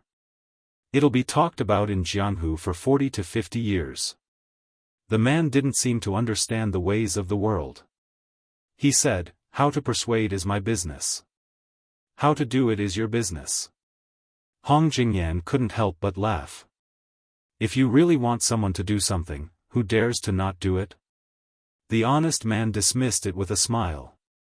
Hong Jingyan, who was knocked down from the 4th place in the world by the white-robed Luo Yang, suggested, let's eat something. The man nodded and said, we left in a hurry and didn't bring any money. I'll pay you back later. Hong Jingyan moved his feet and didn't know whether to laugh or cry. You're actually arguing with me about this? He didn't expect the man to say bluntly, our friendship isn't at that level. Hong Jingyan laughed heartily and didn't insist on his opinion. There was a Taoist temple nearby that had vegetarian dishes, but it was overcrowded. The two waited patiently. During this time, the man was bumped by a careless pilgrim and didn't move at all. However, the burly pilgrim stumbled and he reached out to support him. The pilgrim came to the Dao De sect to burn incense and ask for money. He wasn't a good person who sincerely believed in Taoism. After being humiliated, he was about to get angry. However, when he saw a man whose physique was not inferior to his, he cursed and left. The middle-aged man turned a deaf ear to him. Hong Jingyan was familiar with his temperament and was used to it. The two waited for a table and Hong Jingyan ordered 2 bowls of noodles.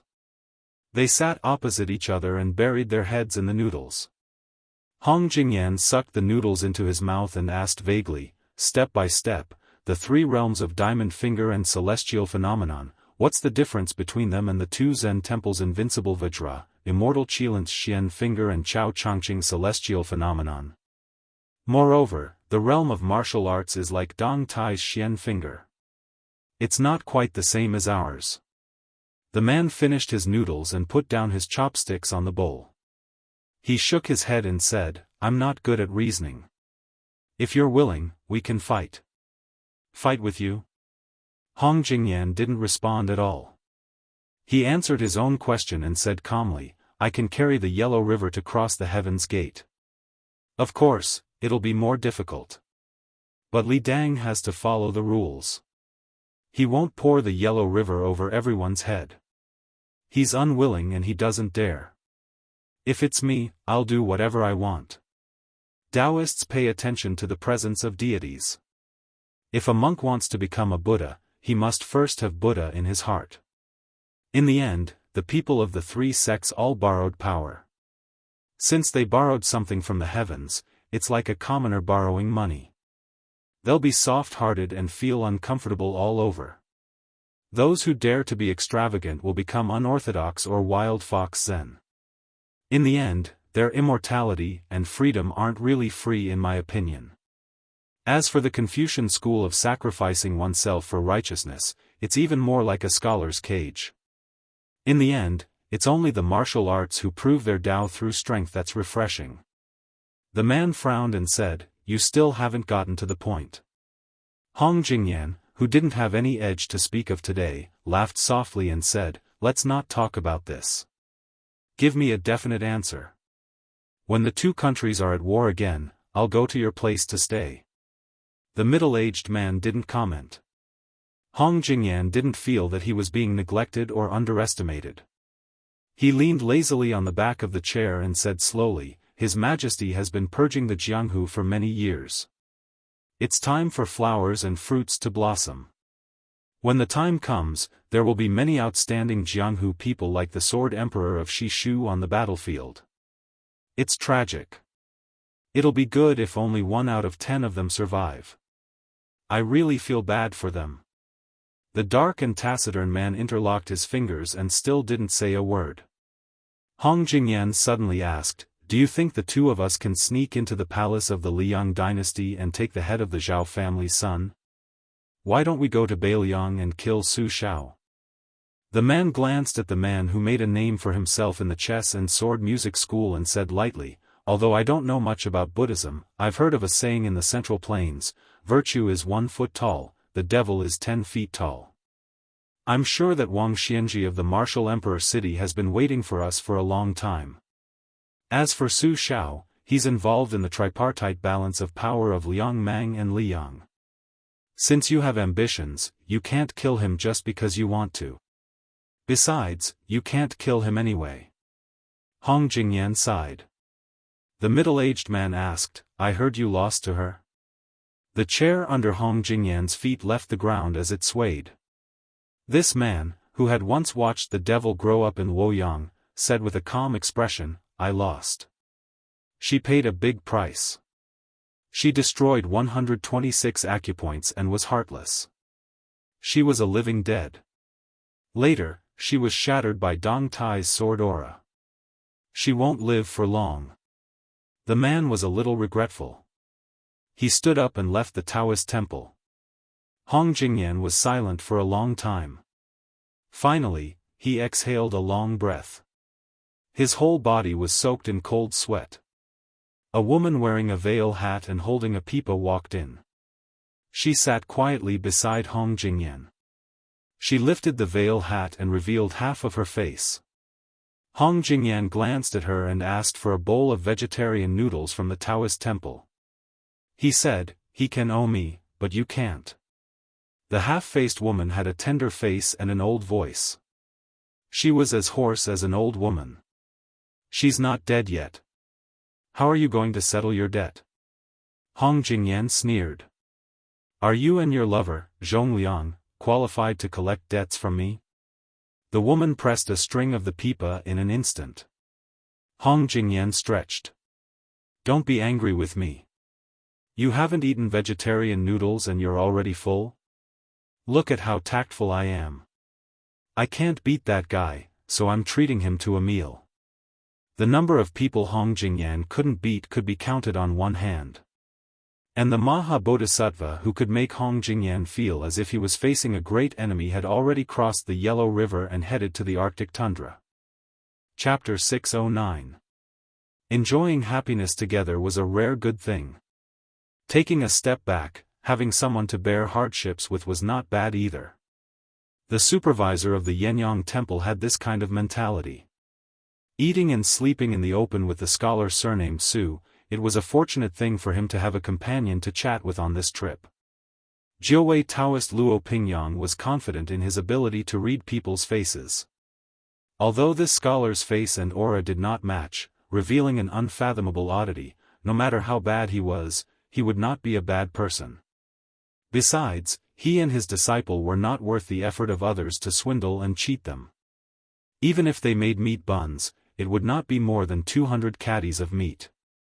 Over time, some small secrets were no longer hidden.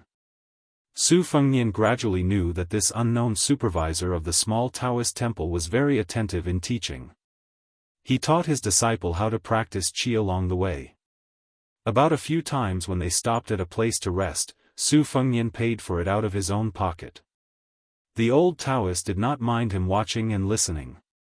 Today, the young disciple followed his master's instructions and sat cross-legged in the shade of a rock by the Ruoshui River.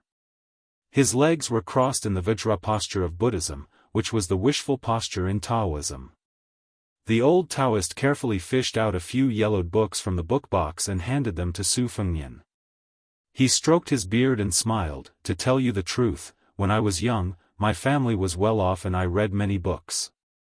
There was an elder in my family who liked Elder Huang and studied Taoism. I followed that elder to practice Qi for a few years. Later, my family declined and I did not want to give up halfway, so I joined the Taoist temple and became a receptionist.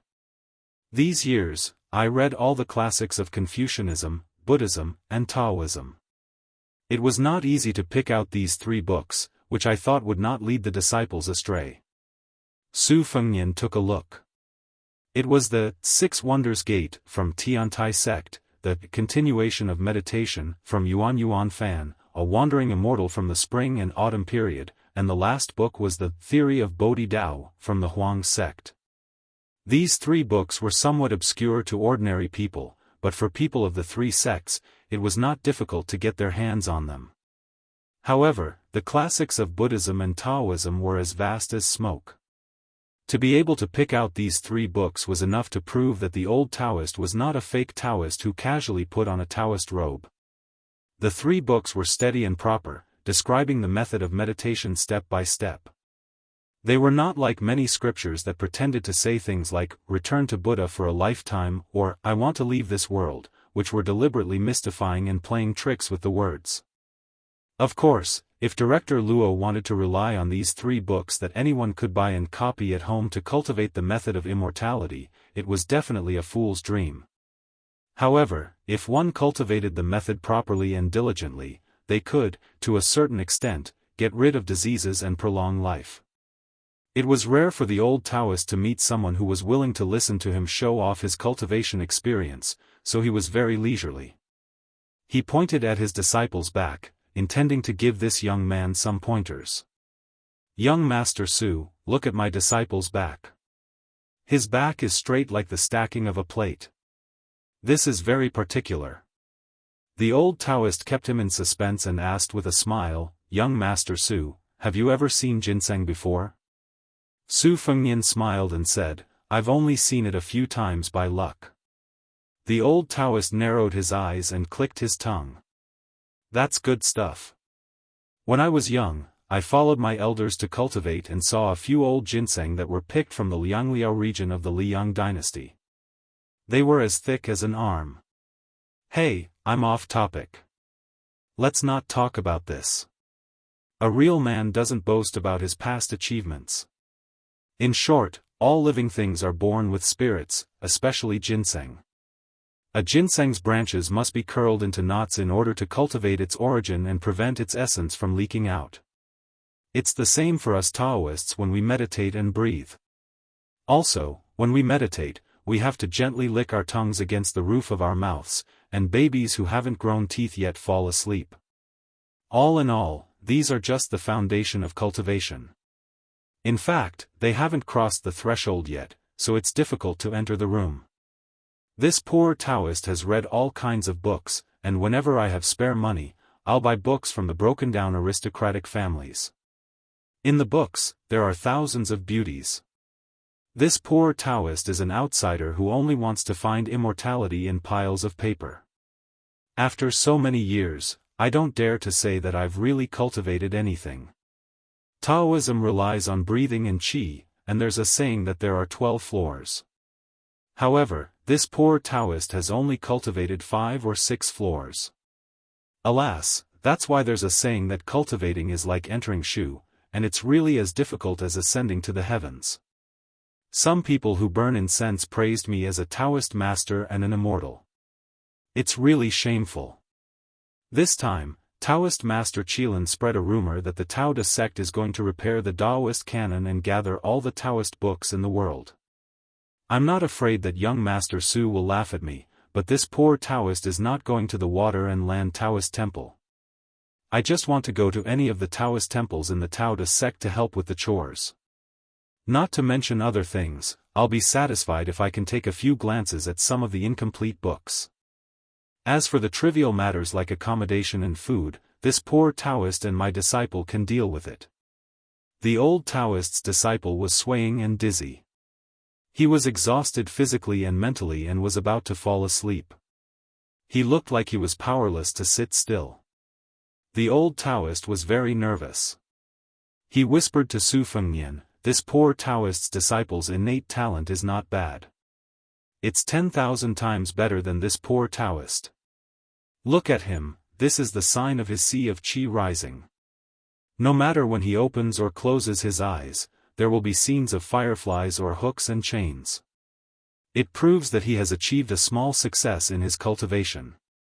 When this poor Taoist cultivated the two great supernatural powers of hearing and seeing, he suffered a lot to pass this stage. At first, he recklessly used guarding intent to upper dantian. For a moment, his face was flushed red and he thought that he had achieved a success in his cultivation. Later on, he realized that he had gone astray. Now that I've returned to teach my disciple the mental cultivation method, he won't take too many detours." Taoist Master Luo was talking excitedly. He didn't expect that his disciple almost fell down. He said weakly, "Master, I'm hungry." Chapter 6:10. His disciple's betrayal made the old Taoist lose face. He was so angry that he smashed a chestnut on the child's head. "Eat, eat, eat, you only know how to eat. You're such a glutton who doesn't make progress." If there were no outsiders present, the child would not mind being scolded and beaten by his master. However, he did not have a good impression of the young scholar from the moment he met him. Now he felt that he had lost a lot of face and stared at Taoist Luo with red eyes. As the master of the small monastery, he did not have the bearing of an expert. He shouted and stretched out his hand and then hit his disciple's palm more than 10 times. The child could not stand the beating and the old man patted with all his strength. The little hand instantly turned red, feeling pain and grievance. He cried loudly and glanced at the scholar who was not pleasing to his eyes. He felt even more heartbroken. He got up and squatted by the side of the river, picking up stones and throwing them into the river. The old Taoist said to Su Fengnian sincerely, "In Taoist cultivation, even if you see fireflies and chains, if you do not follow the right path, you will still be regarded as a light and shadow door by the Zen sect. Half of this is because Buddhism starts with the mind and does not pay attention to the training of the body. There is also no Taoist inner elixir, so it is regarded as an obstacle. The other half is that there is indeed the suspicion of Qigong deviation. If young master has the intention to study meditation, you cannot ignore it. However, I am also a blind person who is trying to cross the river blindly. In my own words, I am borrowing fake cultivation. I am afraid that I will be laughed to death by the enlightened people in the monastery. I am limited by my aptitude and have not been able to smell the sandalwood fragrance. Not to mention those who have attained Tao and ascended, even those who have little immortality are out of reach. This disciple of mine is also a child with a hard life. Although he is not sensible, his foundation and mind are not bad. I just want him to suffer less in the future. Young Master Su, please do not blame him for his long face. The child is too young. After walking for thousands of miles, the soles of his feet have changed a few layers of calluses. Since young, he has treated Yenyang Monastery as his home.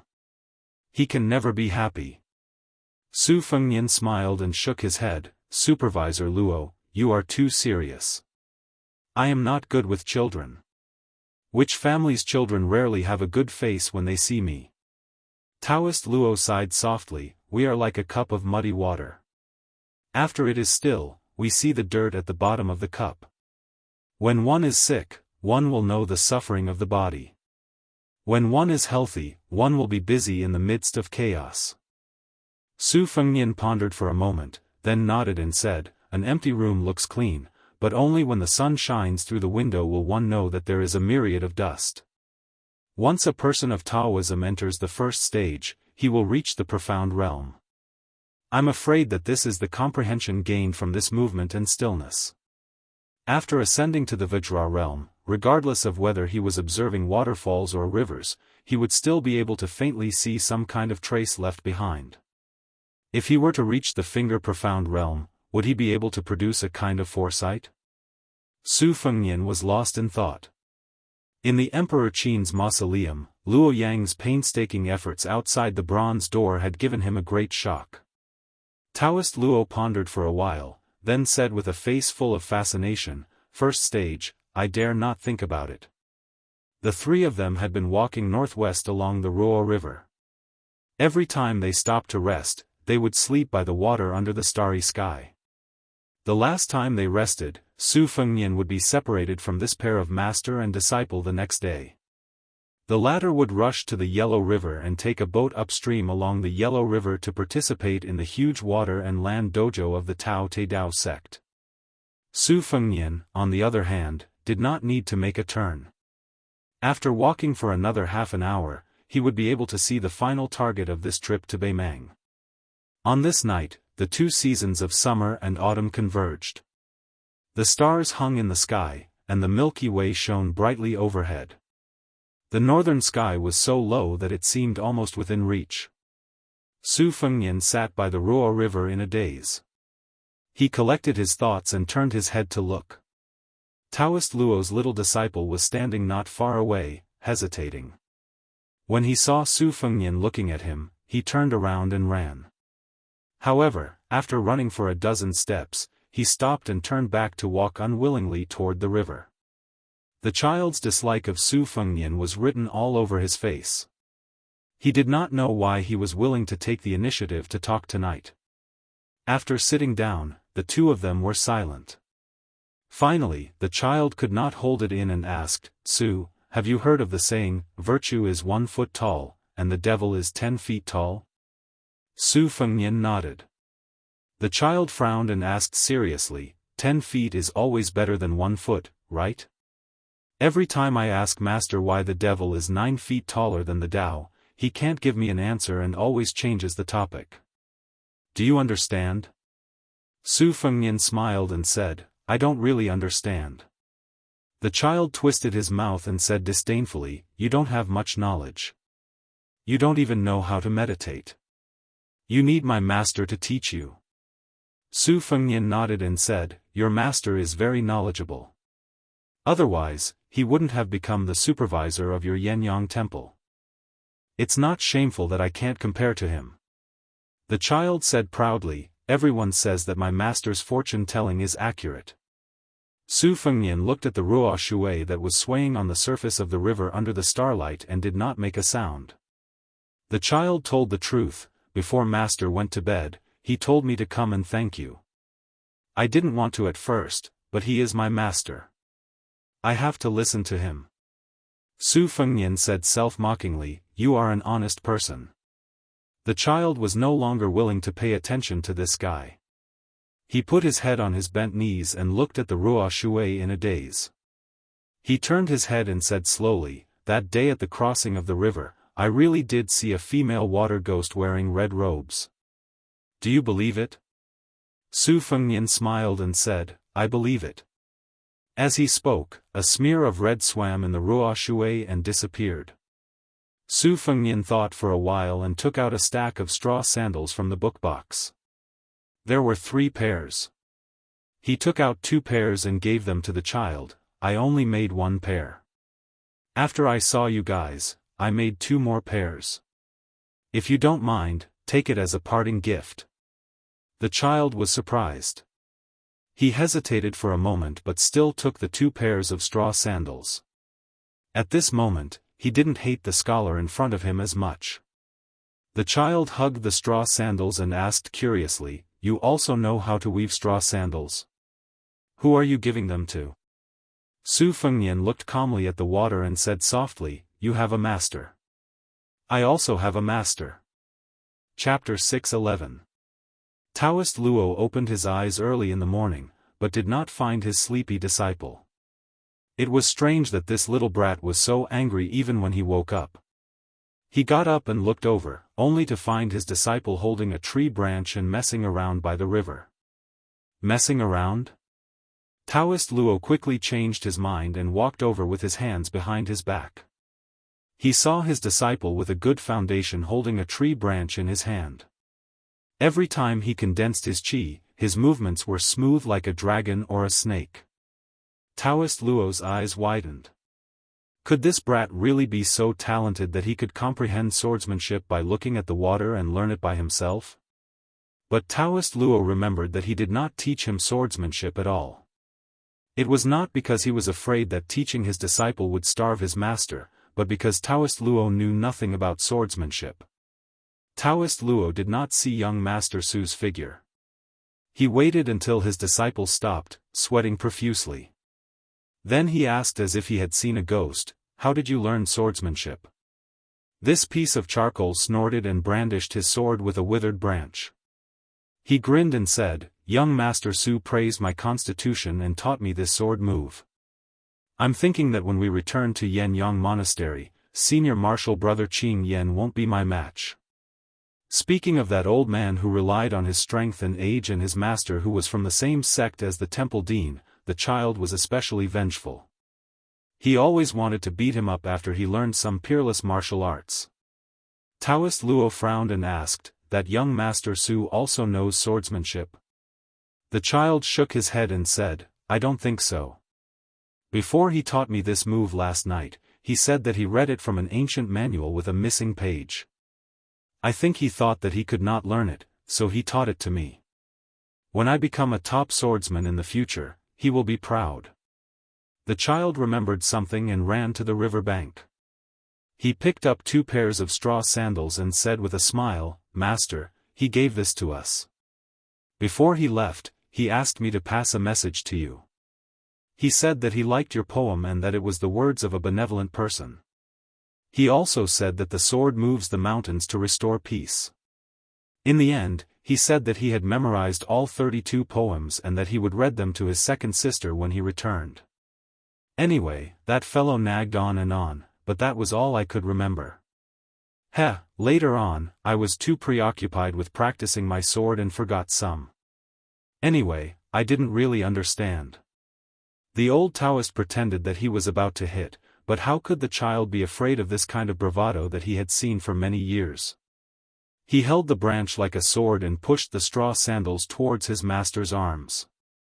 He said flatteringly, "I'll go back to the book box.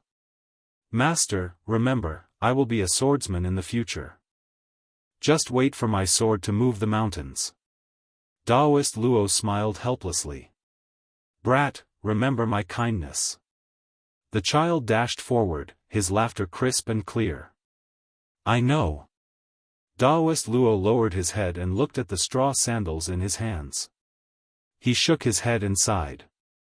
"When we went to bed, we parted ways with the sandals. Who knew that we would never meet again after we closed our eyes?" Su Fengnian walked alone on the shore of the Ruo River. He wore a green python robe and a red robe floated leisurely. Otherworldly items naturally liked water and hated fire. When the otherworldly items Yuanying saw water, they would be happy.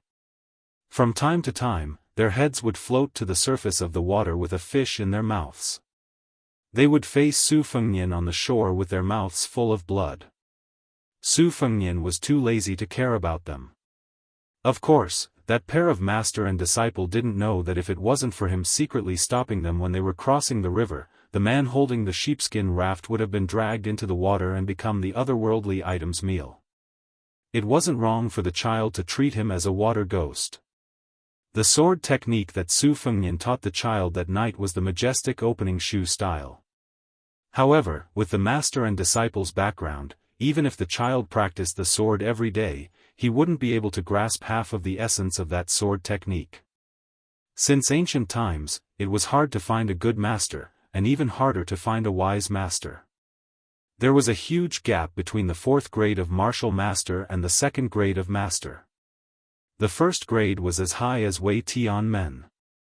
Daoist Luo could be considered as someone who was determined. He was also a supervisor of the Taoist temple. He spent his whole life tirelessly searching for the art of immortality. However, even now, he hadn't completed half of the 12 floors of the Taoist temple. This was the real Jianghu. Some people were so poor that they couldn't even touch a single coin.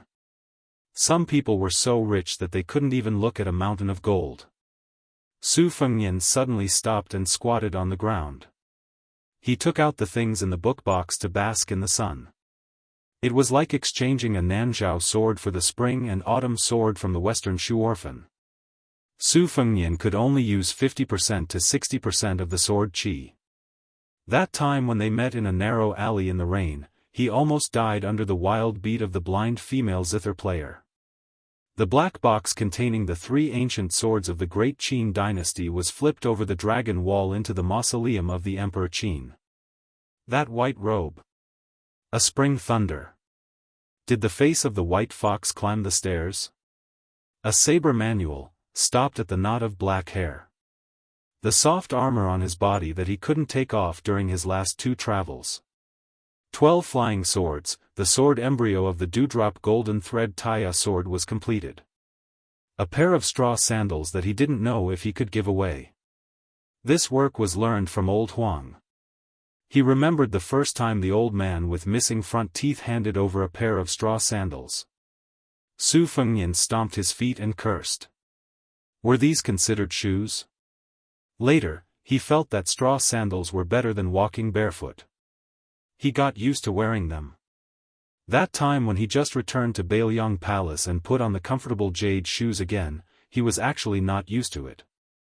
As the heir of a feudal lord, he could get a lot of rare things for no reason.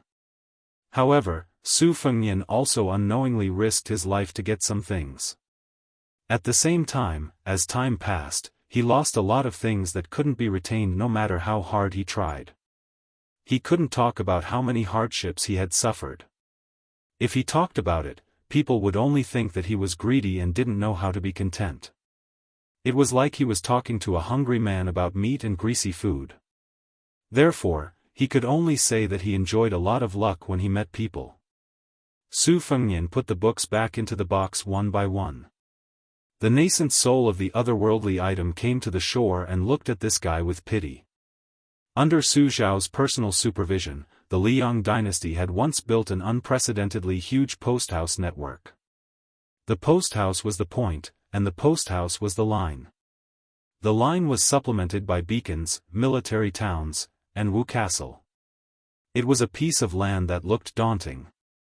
Today, the eastern border of Liang dynasty almost completely copied the original framework. Beimang, which had absorbed a large number of people from the Central Plains, also spared no effort to engrave the proven effective war framework.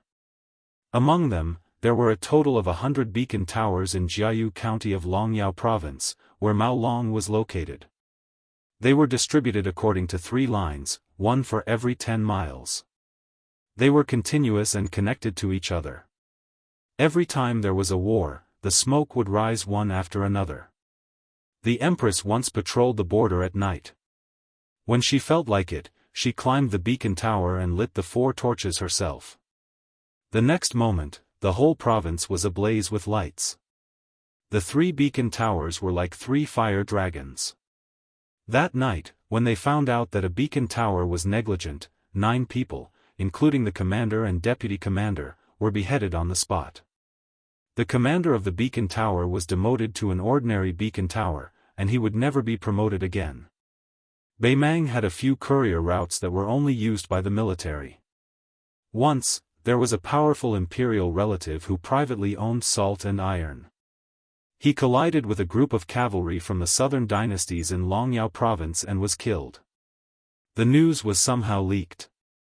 When the Empress killed this nephew of hers, she said that smuggling salt and iron didn't have to die, but riding a horse on the courier route deserved to die twice. Then, this person's young legitimate son was dragged out of his home and hanged to death. From then on, there were no more miscellaneous people passing through these courier routes. The courier route leading to the military town of Ligu was already full of frightened birds. The 4,000 cavalrymen galloped all the way, destroying all the courier stations and beacon towers without exception. Everyone knew that the 6,000 soldiers defending Ligu were like turtles in a jar. They didn't dare to retreat or fight. Tiezhu and Gentleman's Hall were examples of what happened to them. Tiezhu took the initiative to attack. Before Li Gu reached Maolong, they had no choice but to take on the cruel mission of sacrificing their lives to wear down the lone army. They could only pray that the great generals of the southern dynasties could quickly come up with a countermeasure. After 2 battles, the once arrogant southern dynasties no longer had any military towns that could match the strength of the elite troops of Bailiang. Li Gu was facing a disaster, and everyone was in a state of panic. In addition, the city was sealed. Many of the descendants of the noble families who couldn't leave the city either hugged their heads and cried bitterly. Because of the martial law, the people who were kept in the dark were not as disheartened as the well-informed nobles and gentry. Li Gu was uncomfortable, and Maolong was also grieving for the death of the rabbit. Many families in the city took advantage of the fact that the city had not been sealed and fled north with their families. It was like the scene of the scholars fleeing north in the spring and autumn period. It was all because of the Bailiang army and the butchers. Maolong's ladder mountain beacon tower. Built on the peak of a hill, it was sturdy and rammed with thick red willow branches. The tower was tall and large. Because this mountain was close to the important border town of Maolong, the ladder mountain beacon tower was equipped with an extra 3 men. There were 12 men in one tower. In the past few years, the Bailiang of the various provinces didn't care about the northern dynasties and only used people from the northern dynasties. People from the southern dynasties were not allowed to be the Bailiang. It was only in the recent 2 years that they were allowed to enter the Bailiang. Then, the 2 sides quickly became equal. Many people complained about this. The 12 men in the ladder mountain beacon tower were evenly split between the northern and southern dynasties. 2 of the 3 men were from the southern dynasties, and the other one was a rough man.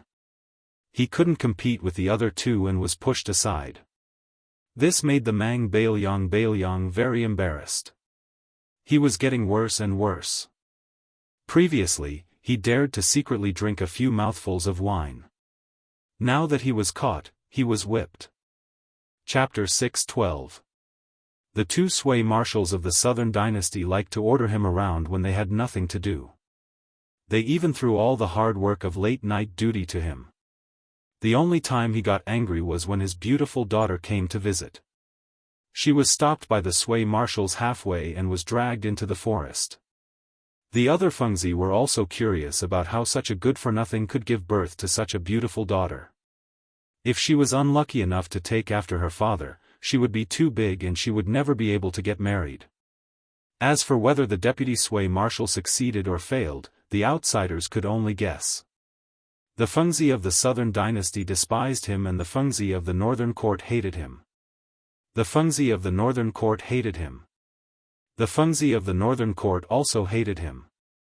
The Fengzi of the southern court looked down on him and the Fengzi of the northern court also hated him. The Fengzi of the southern court looked down on him and the Fengzi of the northern court also hated him. The Fengzi of the southern court looked down on him and the Fengzi of the northern court also hated him. The Fengzi of the southern court was the only one who could talk to the Fengzi of the ladder mountain. The new Fengzi was called Yuan Huai. In the southern court, Yuan had the surname Yi. It was also one of the few big surnames. However, no one thought that the son of such a big family would be willing to be a Fengzi who was destined to have no military achievements. Yuan Huai was not on duty during the day. Since the Fengzi of the Fengzi stopped drinking outside the Fengzi, he had nowhere to go. He always stood in the dark inside the Fengzi tower and looked outside. He did not get tired of it even after many years. Yuan Huai was a Fengzi with delicate features and a slim waist like a woman. Everyone in the ladder mountain knew that the sway marshal liked both men and women. They all wondered if this Fengzi of the Yuan Huai exchanged his but for the Fengzi position.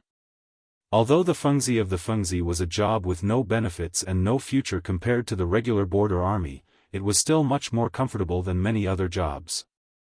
At least, they would not starve and they would not fall behind in their monthly salary. Yuan Huai did not look at the Fengzi and asked, "How many Fengzi do you think there are in the Liang dynasty?" The Fengzi of the Fengzi, who was not old but had an old appearance, said with a hoarse voice, "I'm not sure now. There should be 12,000 in the past 5 to 6 years. Yuan Huai touched the green headscarf on his head and asked curiously, "I heard from Marshal Sui that the Liang dynasty's beacons would light a torch every day to announce their safety. Why don't we do the same?" The old beacon master with a bitter expression said softly, "In order to pacify the Spring and Autumn 8 kingdoms, we must rely on this fire of peace to send messages to Great Peace City." Yuan Huai laughed and said, "That Emperor of Liang must be tired. If he doesn't see the Taiping fire one day, he won't be able to sleep. He'll have to summon the civil and military officials to the forbidden area." Old Wind Beacon replied calmly, "Nothing is tiring. The Empress had personally decreed that the entire territory of Beimang would not report the fire of peace. When it's not safe, I'll light up the smoke signal. Zhen will still give you peace." How conceited. Yuan Huai sighed and rubbed his face, which had become much darker and rougher after he became the son of a beacon. The steps of the ancestral hall must be covered with moss. Old Beacon remained silent. Yuan Huai said to himself, "If we were at home, I'd like to catch some candlelight bugs and put them into a bag to make a firefly bag. Then I can study at night without the light." He turned his head and joked, "Old Xiang, your daughter is so beautiful, like a fairy in a painting. Why don't you marry me?" The old man gave a rare smile, but did not say whether it was good or not. Yuan Huai stared and said, "Give me a definite answer, aren't you a man?" Old Beacon shook his head. Yuan Huai turned his head and muttered, "Petty." Yuan Huai was a rough person. He immediately asked, "Old Xiang, when do you think I can become Marshal Sui?" Old Beacon stared at him for a while, then turned his head and said, "You? No way." Yuan Huai said anxiously, "Why can't I?"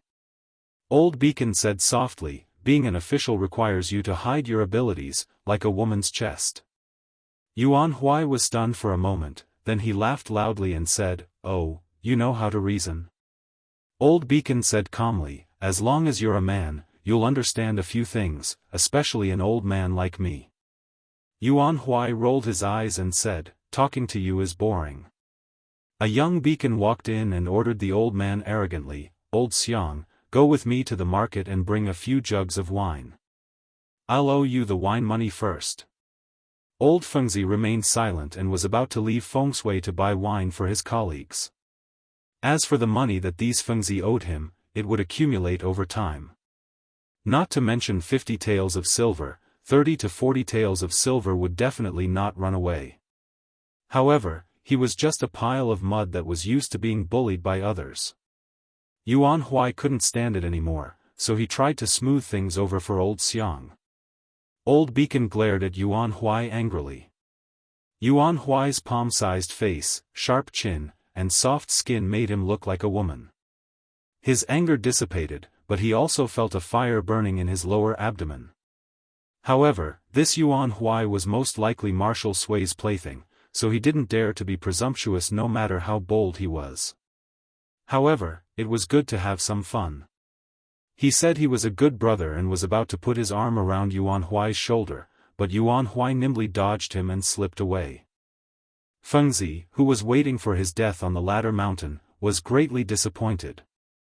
He glared at Yuan Zhou's buttocks and cursed himself inwardly for missing his wife so much that he went crazy. Then he turned around and looked at that wretched old bastard, spat out a mouthful of thick phlegm, and walked out swaggeringly. Feng Shui of the Ladder Mountain had 2 horses, one of them was given to Marshal Sui to ride to the military town of Maolong. The wine market was about 20 miles away. Yuan Huai told Feng Zi, who was guarding the horses, that he was going to treat all his brothers to a drink so he could ride down the mountain. Chapter 6:13. When they went down the mountain, Yuan Huai passed by a small group of cavaliers from the border town. The leader was a handsome guy who looked like the guy in the beacon. When he saw Yuan Huai, he had a playful look in his eyes and whistled. Yuan Huai suppressed his disgust and spurred his horse forward. There were a total of 6 riders in the group. A rider who was half a horse's length away from the leader asked softly, "Aren't we going to kill them?" The leader, who was still frivolous a moment ago, narrowed his eyes and shook his head slightly. "We'll kill them later. Remember, there may be more than 9 beacon princes near the important town." The handsome rider snorted. "Brother Hanlon, we've killed our way here. We've already destroyed 7 beacon princes. We're well aware of the situation." Li Hanlon, who had become colder in silence, exhaled. "It's never a bad thing to be careful. We can't lose our lives in Beimang again. Once we get rid of this beacon, we won't have anything else to do. After we go back." Li Hanlon did not continue. "How many of them could go back?" Li Shiyue bit his cracked lips. His eyes were cold as he nodded heavily. There was a checkpoint about half a li away from the latter mountain Fengyi. A Fengzi was dozing off under the shade of a tree. He did not even wake up from the sound of hooves that were not wrapped in a soft cloth. Fortunately, a crossbow arrow pierced through his head and nailed into the tree trunk. The Fengzi did not die in pain. His head only shook slightly. The rider deliberately stopped at the checkpoint and then slowly went up the mountain. There were 2 beacon princes from the southern dynasty who were joking around outside the beacon. They were waiting for Yuan Huai to buy wine to satisfy their cravings. When they saw the rider in Maolong light armor lazily appear in their field of vision, they thought he was a soldier looking for an acquaintance. They squeezed out a smile and went forward to flatter him. The 6 riders dismounted at the same time. Li Hanlon smiled and put his arm around one of the beacon prince's shoulders as he walked towards the beacon. He asked casually, "Is your Marshal Sui here? I finally got the chance to sneak out to take a breather. We agreed to go to Maolong to drink wine tonight. Don't stand me up. If the Bailiang really attacks, I don't even know if I'll be dead or alive. I'd better find some women and have some fun." Feng Zi was drooling with envy in his heart, but he smiled and said, "Yes, yes, yes. Sir, you're right. If you trust me, this humble one will be bold enough to lead the way for you. I am very familiar with the brothels in Maolong." Stepping into the shadow of the fire beacon, Li Hanlon laughed heartily. "You're smart. I like it." He was on the right track. He was really on the path to the underworld. At the same time, October Li broke the neck of another first wind beacon. Li Hanlon signaled Lu Do with his eyes. Lu Do held a dagger in his mouth and a spear pouch hanging from his waist. He leaped high and hooked his hands into the sway wall. He climbed up swiftly and quietly. There were 50 crossbowmen, but there were only 6 of them left. Corporal Li Hanlon, Corporal Lu Do, October Li, and 3 other elite crossbowmen who had swapped their cold sabers for Mang sabers. Among them, Lu Do was no longer equipped with a saber. Inside the sway wall, Li Hanlon was in a killing frenzy. He thought that everything had been settled, except for the female first wind beacon who rode down the mountain. He ordered Lu Do and October Li to search the sway wall for a secret room. Unexpectedly, an old first wind beacon ambushed Li Hanlon from a hidden spot. At that time, Li Hanlon was about to retrieve some records of the sway wall. In the end, Ma Zhenjai blocked the sinister saber for him. The sharp saber stabbed a Bailiang man through the heart. The first wind beacon was obviously a master. When he pulled out his saber, it drew an arc and tore open the man's heart. Before he died, Ma Zhenjai said that he wanted to return to Bailiang and take some money to give to the parents, wives, and children of his fallen brothers. The first wind beacon struck his saber swiftly and fiercely. Li Hanlon struggled to parry and was hit in the shoulder by the first wind beacon. Fortunately, before he could exert his strength, the first wind beacon was punched in the back by Lu Do, who had rushed over after hearing the sound. As if that wasn't enough, Lu Do pressed the first wind beacon's head and smashed it against the wall. The first wind beacon's head was like a watermelon when it fell to the ground. Lu Do looked at Li Hanlon, who shook his head and said that he was fine. Li Hanlin walked over to Ma Zhenji's corpse and squatted down to help him close his eyes. Li October's lips moved, but he still did not make a sound. Li Hanlin calmly said, "Ludo, you are good at tracking. Ride my horse with the best legs and go after that Feng Zi who went down the mountain. Remember, you only have to chase for 20 li. If you can't catch him, immediately turn back and meet us at the first beacon." Ludo silently walked out of the beacon. Li October's fist pounded on the wall. Li Hanlin raised his head and said, "Our Longxiang army has no intention of eating Li Gu. Let's see who will fall into the trap of Li Gu Maolong." Dong Zhuo personally led 8,000 cavalrymen to gallop day and night toward Maolong. From the very beginning, he was prepared to abandon Li Gu. Fatso Dong only looked fat, but in fact, he was the kind of sturdy man who was not the least bit bloated. He rode at the front. There was a constant stream of cavalry coming to report the military situation. Of the 80 cavalrymen under Dong Zhuo's command, Bei Mang was the number one.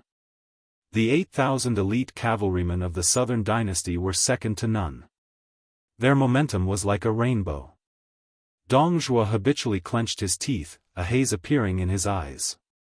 Half an hour later, none of the 100 cavalrymen returned.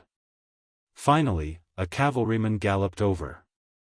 His body was covered in blood and his back was full of arrows. Dong Zhuo whipped his horse to stop him from dismounting to report the military situation. "Sit down and talk." This dying cavalryman had blood seeping out of his mouth.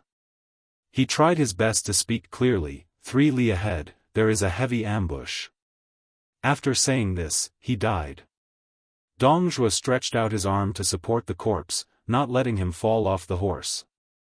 He exhaled a long breath, clenched his fist and raised his arm. The whole army was solemn. Their fighting spirit was high. Dong Zhuo did not move. A large banner with the character, Dong, flapped in the wind. The front was also called the mouth of the gourd. The two ends were wide and the middle was narrow. The 100 cavalrymen must have died there. Dong Zhuo had always been very patient. The other side knew that Dong Zhuo's cavalrymen knew about the ambush. Seeing that he did not intend to move forward, they rushed out of the mouth of the gourd. The black mass of cavalrymen spread out like a tide. 4,000 Longxiang army. 8,000 Dong Zhuo's army. Chapter 6:14. The two armies confronted each other. At the front of the formation, a black-clothed youth held 2 corpses in his hands. Before the cavalry behind him could charge, he tossed the corpses high into the air in Dong Zhuo's direction. When they fell to the ground, they turned into 2 puddles of mud. This provocation made the 8,000 cavalry behind the Dong banner gnash their teeth in anger. They tightened their grip on the spears in their hands, subconsciously clamping down on the bellies of their horses. These old soldiers who had been on the battlefield for a long time all took advantage of the gaps to grab their weapons. Once they were embedded in the formation, they would have a higher chance of killing and survival if they grabbed onto their machetes earlier. A large banner with red characters on a black background fluttered in the wind. To the Dong army on the plains facing the wind, the warhorses' galloping speed was slowed to a certain degree. However, when the old soldiers raised their heads to look at the scarlet, Dong, character, they immediately cleared their minds of distracting thoughts. As soon as General Dong gave the order, they would crush this weary army that was barely half their size into ashes. Many of the cavalry silently chanted a simple ballad in their hearts. The sons of the Dong family rode their swords, mounted their spears, and died beside their horses. Dong Zhuo held a green spring spear in his hand. It was once the treasure of Mount Carrying. After Dong Zhuo became his son-in-law, he was given away as a dowry by the Mount Carrying Mountain's mountain lord. There were 18 cavalry behind Dong Zhuo. Their armor were all normal, but unlike the Dong cavalry, they all held spears in their hands and saddles. Their weapons were in their hands, and more than half of them had swords hanging from their waists. The 18 cavalry didn't have the austere aura unique to old soldiers either. Their attitudes were relatively relaxed, but the commanding officers who were known for their arrogance didn't look down on them in the slightest. In particular, when they looked at the thin old man sitting on horseback empty-handed, they all felt a bit of reverence. After all, not everyone had the ability to sit on the second seat of mount carrying. The youth began to run with a terrifyingly large black tiger. The green spring spear in Dong Zhuo's hand was originally pointed to the ground, but it suddenly rose up and pointed forward. The two armies charged at almost the same time. When the distance between the two cavalry armies was large enough, it didn't mean that whoever charged first would have the advantage. If the distance was too large, after a spurt of energy, morale would begin to decline, and the penetrative power of the first spear would also be damaged. However, in this battle, the distance between the two sides before the collision was enough to ensure that the speed and impact of the horses would be raised to the maximum. The ground trembled under the hooves of the horses, and yellow sand filled the air. The two streams of water moved forward at lightning speed. In normal cavalry battles, regardless of whether it was whistling or shouting, the cavalry liked to make noises to strengthen their momentum when charging. In order to prevent the warhorses from retreating and damaging their speed, some of the cavalry troops who were skilled in horsemanship would throw out a cloth to cover the warhorses' eyes. However, the 4,000 Long Xiang army and 8,000 Dong Zhuo army were particularly abnormal. They did not make any unnecessary movements. The riders and warhorses rose and fell at the same time, filling the air with a silent rhythm of iron and blood. Led by 18 riders, more than 60 Bubang mountain martial artists, along with 4,000 war riders, had already charged out. Dong Zhuo stopped his horse and stood still. Behind him were 2,000 roaming riders, while the other 2,000 roaming riders circled around in an arc, avoiding the front. From the left and right, in an all formation, they pierced toward the relatively weak Long Xiang army. Dong Zhuo waited quietly for the final decision. The first time the two sides came into contact, both sides penetrated the flesh and bones. A dragon elephant rider and a Dong family cavalryman pierced through their breastplates at almost the same time. Their warhorses continued to charge forward, abandoning their spears and pulling out their blades. When the two passed by, they each hacked out with their blades. The dragon elephant rider chopped off the northern barbarian's head with his blade, ignoring the heavy injury. He tilted his head to avoid the spear. Just as he was about to risk his life to hack out with his blade, the Dong family cavalryman behind him knocked him down with a spear. The spear was squeezed out in an arc in the air. Before the Bailiang cavalryman died, he threw out his cold blade with one hand and grabbed the spear with the other, not allowing the spear tip to be pulled out of his body. The enemy cavalryman let go of his blade, flicking away the cold blade that was flying towards him, and continued to charge forward silently. There were two cavalrymen who collided with their horses. The warhorses' skulls were smashed on the spot. The cavalrymen leaped up from their horses and used the momentum to stab their enemies in the chest. Both sides fell back at the same time, but they still held on to their spears. Before they could fight on foot, the cavalrymen from both sides were ready to pierce their skulls with their spears. Cavalry with astonishing strength could pierce the enemy's cavalrymen down with their spears. They used the remaining momentum of the warhorses' charge to pull out their spears and kill again. A dragon elephant rider ruthlessly pierced through the chests of two northern barbarians. When the two corpses fell from their horses, they still scuttled together like candied haws. He clamped a sharp spear under his armpit and twisted the Dong family cavalryman who didn't decisively throw away his spear at the first moment off his horse. He then chopped off half of his head and his entire shoulder. There were also Baimang cavalrymen who fell off their horses and were seriously injured but didn't die. They still chopped off the legs of Bailiang's horses before they died. The two armies strangled each other. In an instant, victory and defeat were decided.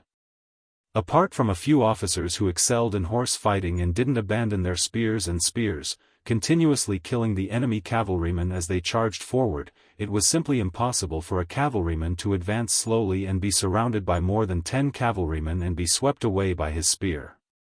It was even more impossible for a cavalryman to turn around and fight another several dozen rounds just because he ran into an evenly matched enemy general. There was only one exception. In the middle of this long battle line, there was still a huge hollow circle that defied common sense. Previously, when the black-clothed youth leaped into the air, he was slapped in the chest by a thin old man who didn't have any weapons in his hands. He fell to the ground with a loud bang.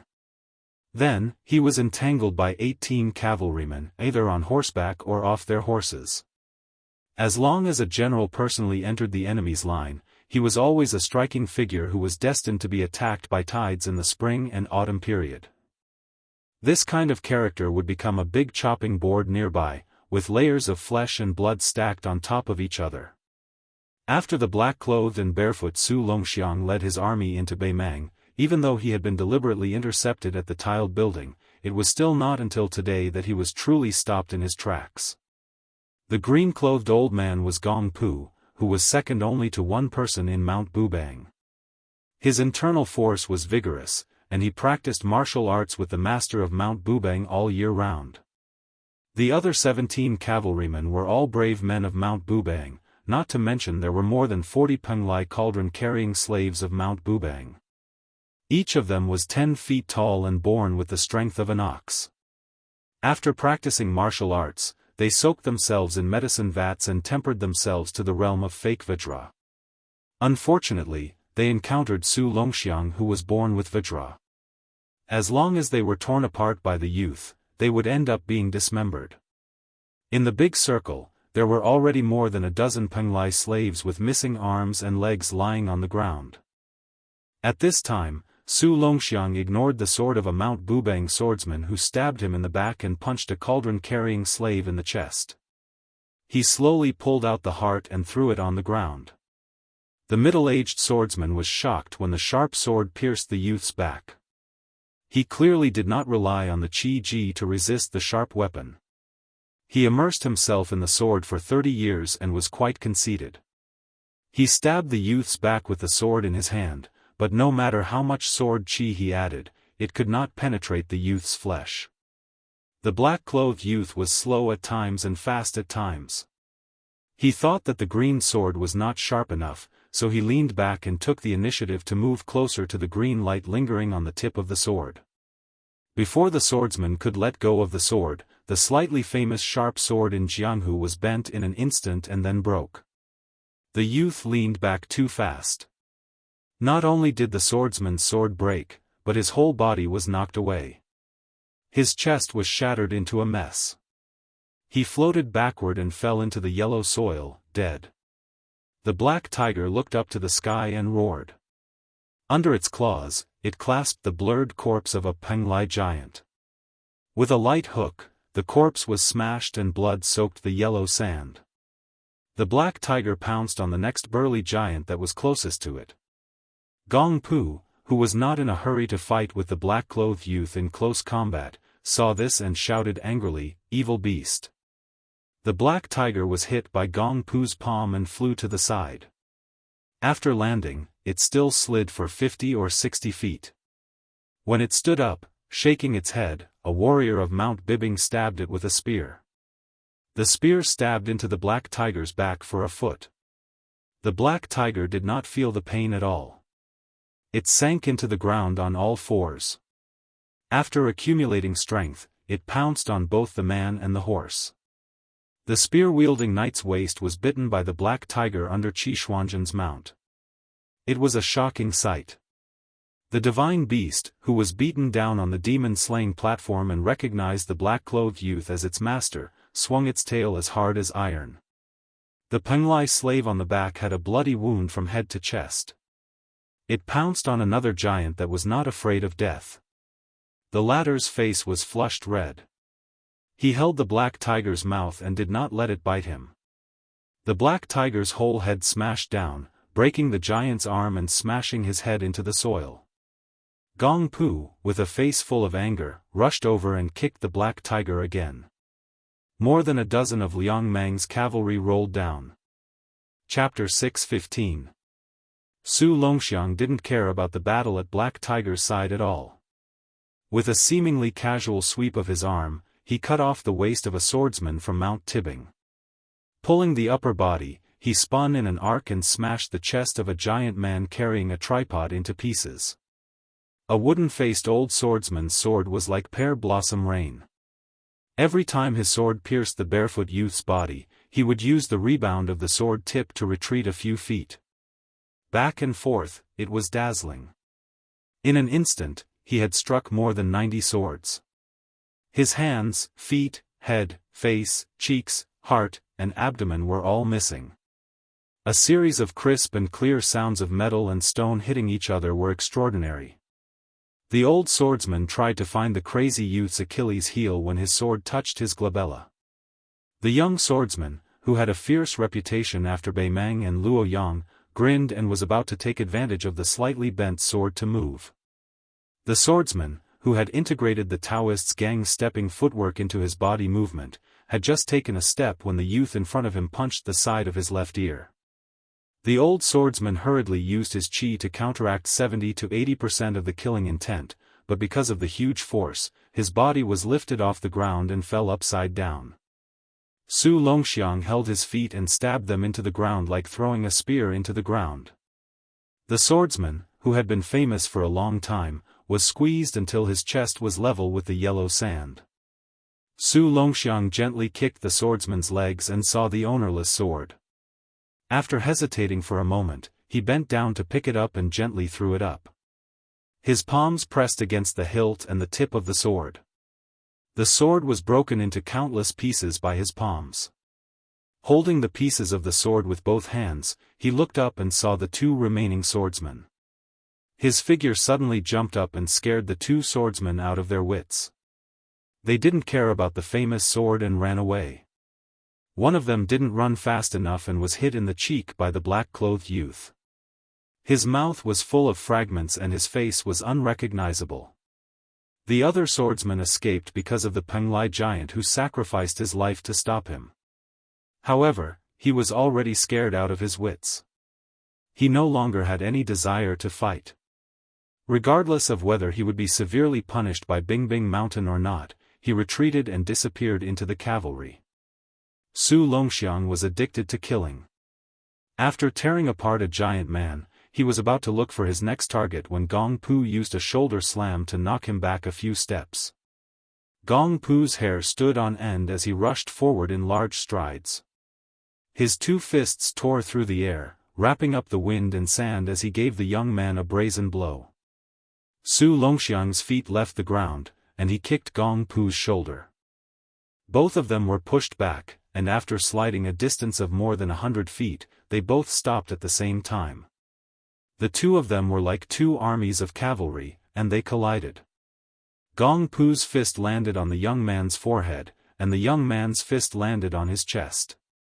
With the two of them as the center, a large circle of yellow sand wildly drifted outwards. Su Longxiang spat out a mouthful of blood.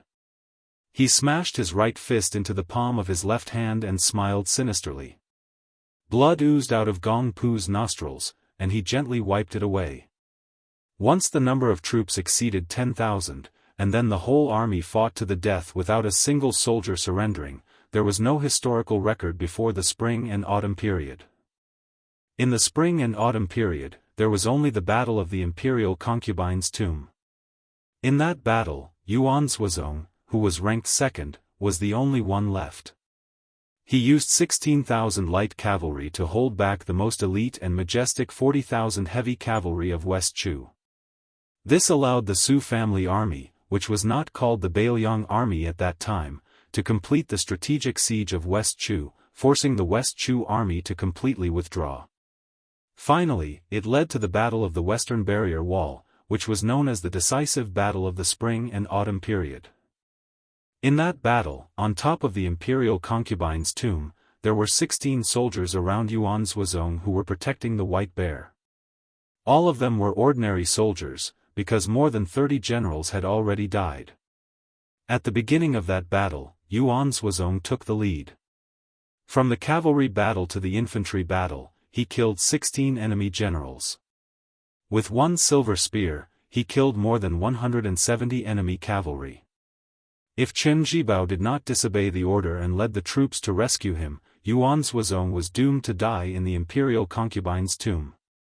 When the white-robed Chen Zhibao walked to the tomb, Yuan Zhuozong stood with his hands on his spear. His whole body was covered in blood, and his face could not be seen. Generally speaking, when 1/3 of the military strength was lost, the morale of the army would begin to collapse. In the spring and autumn period, there were countless ambitious and ruthless people who took advantage of the chaotic times to rise up. When they had a little bit of momentum, they hurriedly proclaimed themselves as kings and emperors. However, when these mixed-up armies met the elite regular army, they often collapsed at the first touch. There was no lack of absurd battles where 50 to 60,000 rebels were chased by thousands of cavalry for hundreds of miles, let alone fighting to the death. The powerful officials of the Liang dynasty all had their own ulterior motives. They said that if Gu Jiantang sat in the position of Su Shao, he could also stabilize the spring and autumn period. However, they never thought that Gu Jiantang could bring out such a valiant general like Yuan Zhuozong. After the spring and autumn period was stabilized, the morale of the Beiliang army was still high. The battle at the mouth of the gorge was tragic. After noon, the two armies began their charge and fought until dusk. The yellow sand filled the mouth of the gorge and did not stop for a moment. The 4,000 Long Xiang army and the 6,000 Dongzhuo army almost changed from a cavalry battle to an infantry battle. If one did not see it with their own eyes, no one would believe it. The reason why Dongzhuo was able to take over 3 military towns in the South Dynasty and dared to argue with a few generals in the South Dynasty was because he had 60,000 troops under his banner. When the Empress was patrolling the border, she personally asked Dongzhuo if he was willing to exchange 60,000 troops for a king of the South Courtyard. What she meant was that Dongzhuo's 60,000 troops could take out 60,000 of Beiliang's 300,000 cavalry. As for how Dongzhuo, who was as cunning as a fox, would reply, no one knew. Although Dongzhuo's face was as calm as water, the corner of his mouth seemed to be smiling.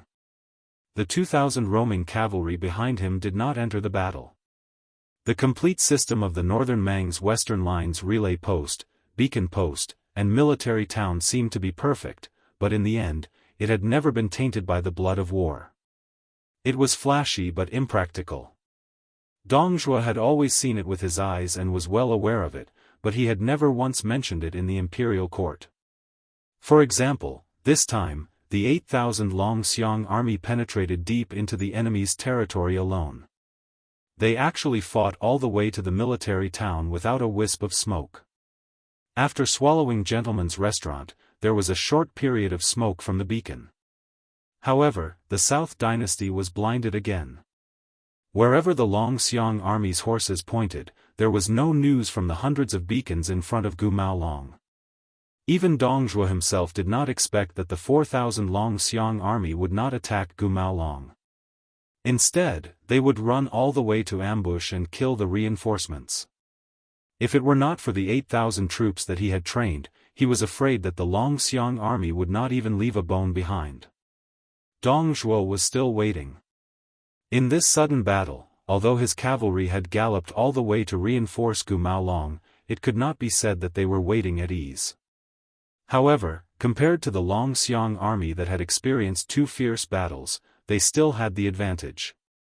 Dongzhuo thought that 4,000 against 4,000 would fall into a disadvantage. However, he did not expect that the 2,000 roaming cavalry would participate in the battle and still not be able to defeat the Long Xiang army that was like a bowstring pulled to its limit. Dongzhuo raised his butt. He could vaguely see the figures of the black-clothed youth and Gong Piao on the battlefield. The fat man clicked his tongue and said, "They really can fight. It wasn't easy for me to lick my face and ask for 18 riders from Mount Tibbing with father-in-law. In addition, there were more than 40 Penglai giants. With Gong Piao overseeing things, they were almost all slaughtered. After this battle, won't my wife not let me climb into bed for a few days?" A roaming cavalry commander rode his horse to Dongzhuo's side and asked in a low voice, "General?" Dongzhuo shook his head and said, "There's no rush. The sturdy commander asked cautiously, "If the stalemate continues, I'm afraid Gong Piao will," Dong Zhuo said bluntly, "just wait until he dies."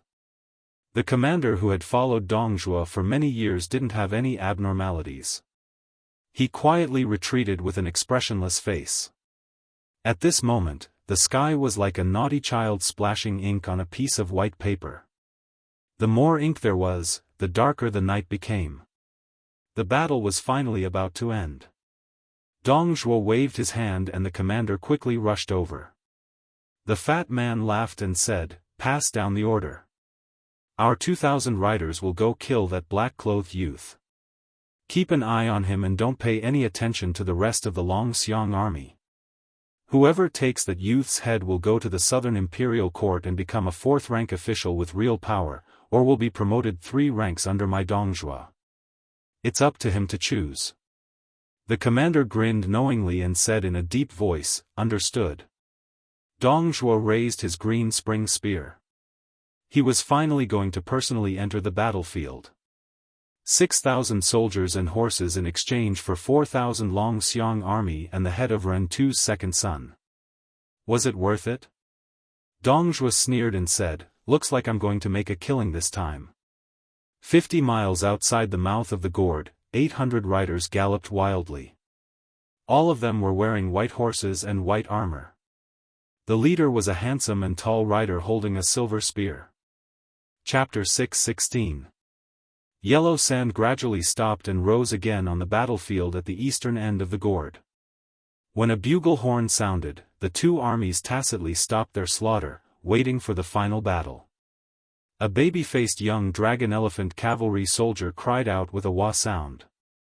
He raised his head and said to a familiar officer beside him, choking with sobs, "The little flea is dead." The officer whose armor was in tatters grinned with difficulty, not knowing if he should cry or laugh.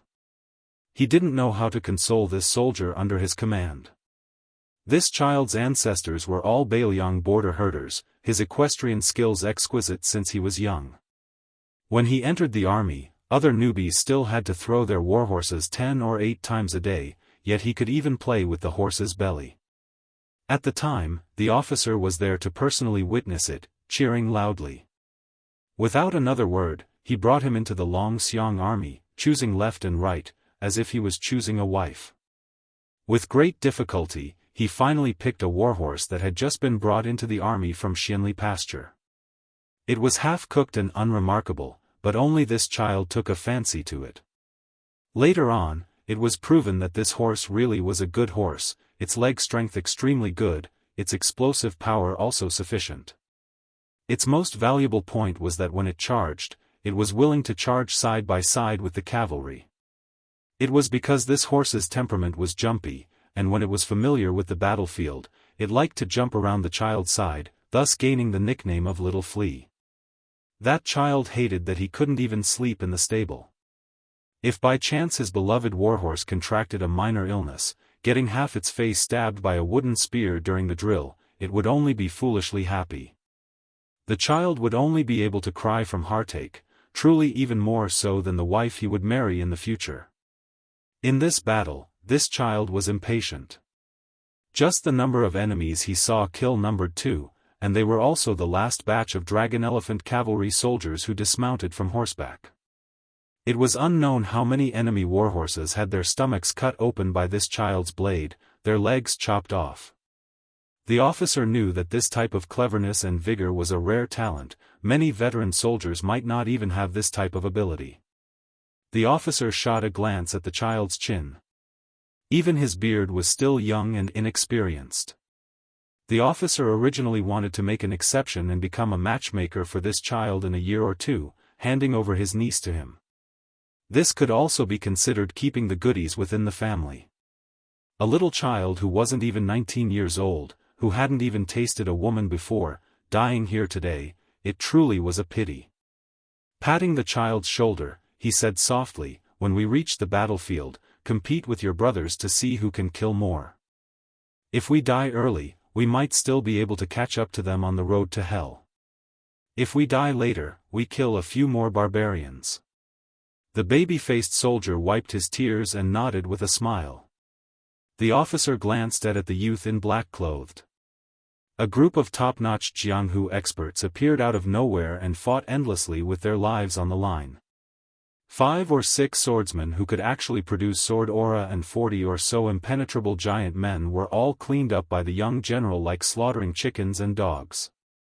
The enemy's viciousness didn't stop here. First, there was an unkillable old man in green who fought with the young general for half a day. Behind him, there was a young swordsman who was sneakily hiding among the cavalry, pretending to be a grandson for a long time. Unexpectedly, a sword actually pierced through the right side of the young general's chest. After this treacherous sword strike, he disappeared without a trace, completely withdrawing from the battlefield. The officer was a veteran. If he said he was completely unafraid of death, he would be deceiving himself and others. With his official position and experience, he had long passed the hot-blooded age of youth. Moreover, he still had a family to feed. It wasn't as if the officer's head was kicked by a donkey for him to calmly face death for no reason. However, to be able to enter Beiliang's Longxiang army, which was ranked among the best in terms of military strength, the officers of the same rank as the officers of the Beiliang were more valiant and good at fighting compared to many of the other Beiliang generals. They didn't have many cunning guts, and the soldiers they brought out were also relatively simple-minded. To the entire Longxiang army, as long as their superiors dared to charge and die, they would dare to fight. Training an army for 1,000 days to use it for an hour. If they were afraid of death, they wouldn't enter the Longxiang army. The officer also started as a small soldier. Who hadn't heard of those soul-stirring battles from the old soldiers? Chu Lushan's 1,000 light cavalry opened the Shu Road. Concubine Tomb's 16,000 cavalry fought to the death to the last man. Chen Jibao's battle at the Western Wall rampart brought peace to the world. There were too many battles between Xiang and Fan. The officer knew that after the battle at the Calabash Gate, his acquaintances and friends would definitely talk about it. When his name was mentioned, they would all give him a thumbs up. These words would be passed along with the compensation money back to his hometown. It could be considered that he didn't let down those memorial tablets in the ancestral hall that he had knelt to when he was a child. In the future, when his children grew up, they would also be able to straighten their backs and be upright people. The red-armored Dongjua army only had less than 600 soldiers left. What kept them from retreating was the 2,000 mounted soldiers personally led by the general behind them, as well as the Dong clan's military law that would immediately execute anyone who retreated without permission. When they turned their heads to look, they saw a bright red torrent rushing toward them. A large banner was particularly eye-catching. These Dong clan cavalry, who were so exhausted that they could sleep for 3 days as soon as they sat down, felt as if a heavy burden had been lifted off their shoulders. But then they felt a little desolate. The invincible Dong clan elite cavalry, 6,000 against 4,000, unexpectedly lost. Around their feet were the corpses of their former comrades, piled up on top of the corpses of the Beiliang people. Many times they fought on foot, stepping into the sticky blood. Every time they raised their feet, it was more strenuous than stepping on the gravel. Many armored soldiers were careless and fell down, and were hacked to death by their opponents. The battle was so fierce that it was hard to tell whether they died under the Beiliang saber or their own Mang saber. Chapter 6:17. Because Beimang rarely had any danger zones to rely on, Beimang's military had always been on the offensive. This caused most of the Beimang army to mistake the Beiliang army for the Beiliang army. The 300,000 cavalrymen were nothing but old news. The military strength of the 8 kingdoms was uneven. How could they be compared to Beimang? Therefore, when the Beiliang army was mentioned, even the most conservative of generals would only think that the 2 armies of Liang Mang were equal in strength. The problem for Beimang was not whether they could defeat Beiliang, but when they could go down south. The Dong cavalry was publicly recognized as an elite force on the front line with Tuoba's 180,000 personal troops. The Dong cavalry was especially good at returning spears.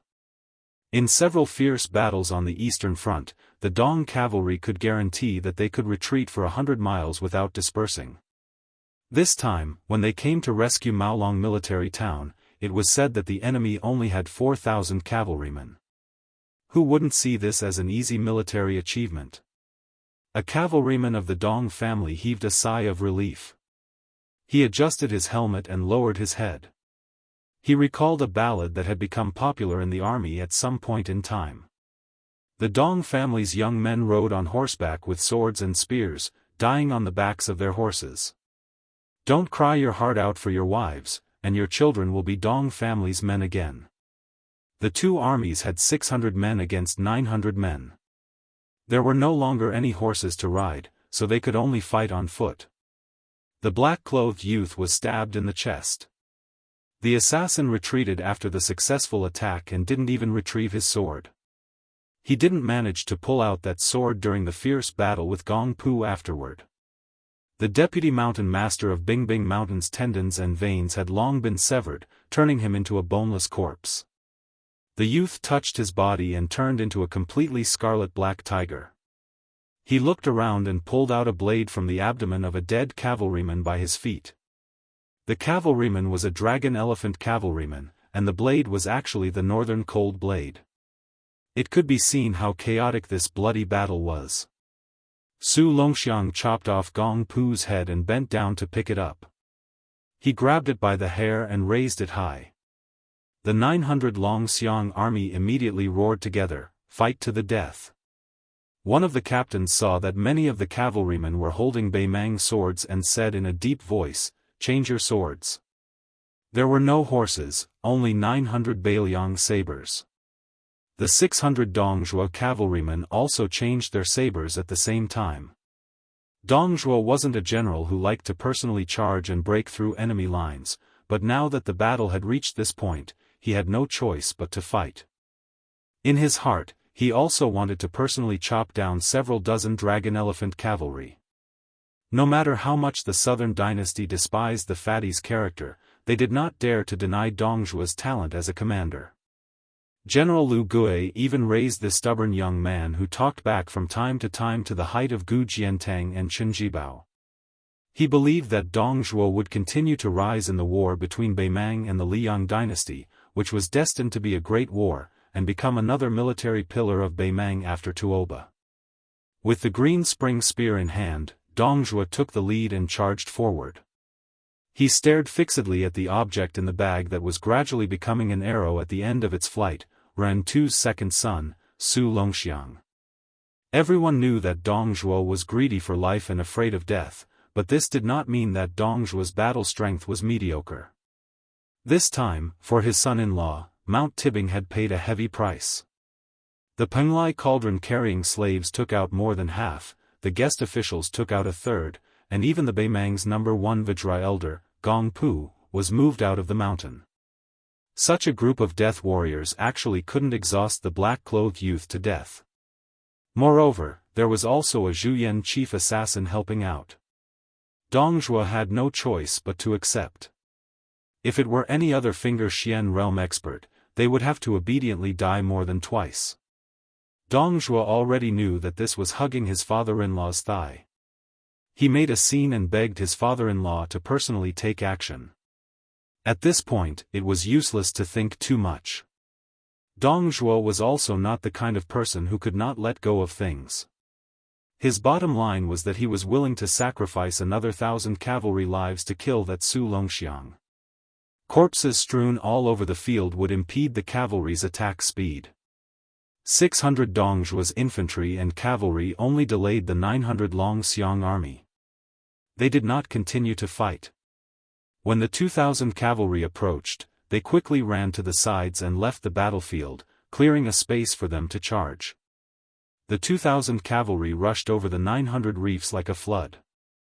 It was similar to the autumn harvest of rice in the Central Plains. This kind of rude and unreasonable waiting for an exhausted enemy to arrive at a leisurely pace achieved a huge result. In one round, they killed nearly 200 men of the Long Xiang army, and their side only lost 80 cavalry. Dong Zhuo's green spring spear easily killed and wounded more than 10 extremely tired infantry and cavalry. Of the 80 casualties, half of them were torn apart by the black-clothed youth. Passing through the entire infantry formation, Dong Zhuo turned his horse around and looked at the group of reefs that were riddled with holes but still stood firm. Even with Dong Zhuo's cold-bloodedness, he still had an indescribable feeling. In the future, would his 60,000 men of the Dong family have to face this kind of Bailiang army head-on? Even if he became the only official with power in the imperial court, how many of them would be left? The Dong family army was a direct line of troops that he had spent 10 years to nurture. If one died, there would be one less, and it would be extremely difficult to fill the gap. He still had the confidence to fight against Gu Jiantang on the Eastern Front, but against the Bailiang cavalry, Dong Zhuo did not have much confidence. Dong Zhuo launched the second wave of attacks.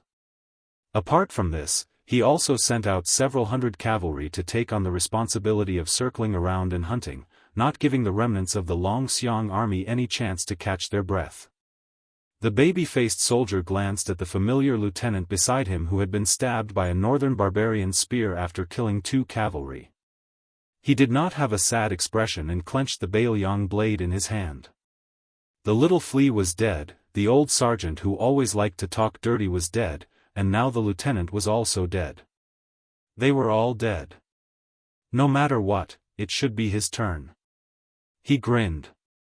After the second wave of attacks, another 300 men of the 600 Long Xiang army had died. When Dong Zhuo was prepared to completely eliminate this group of stubborn Bailiang soldiers, it was actually not them who launched the first attack, but the black-clothed youth who began to run towards him.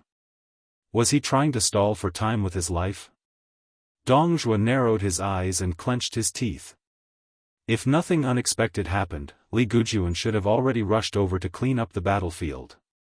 Yellow sand suddenly rose from the mouth of the gourd.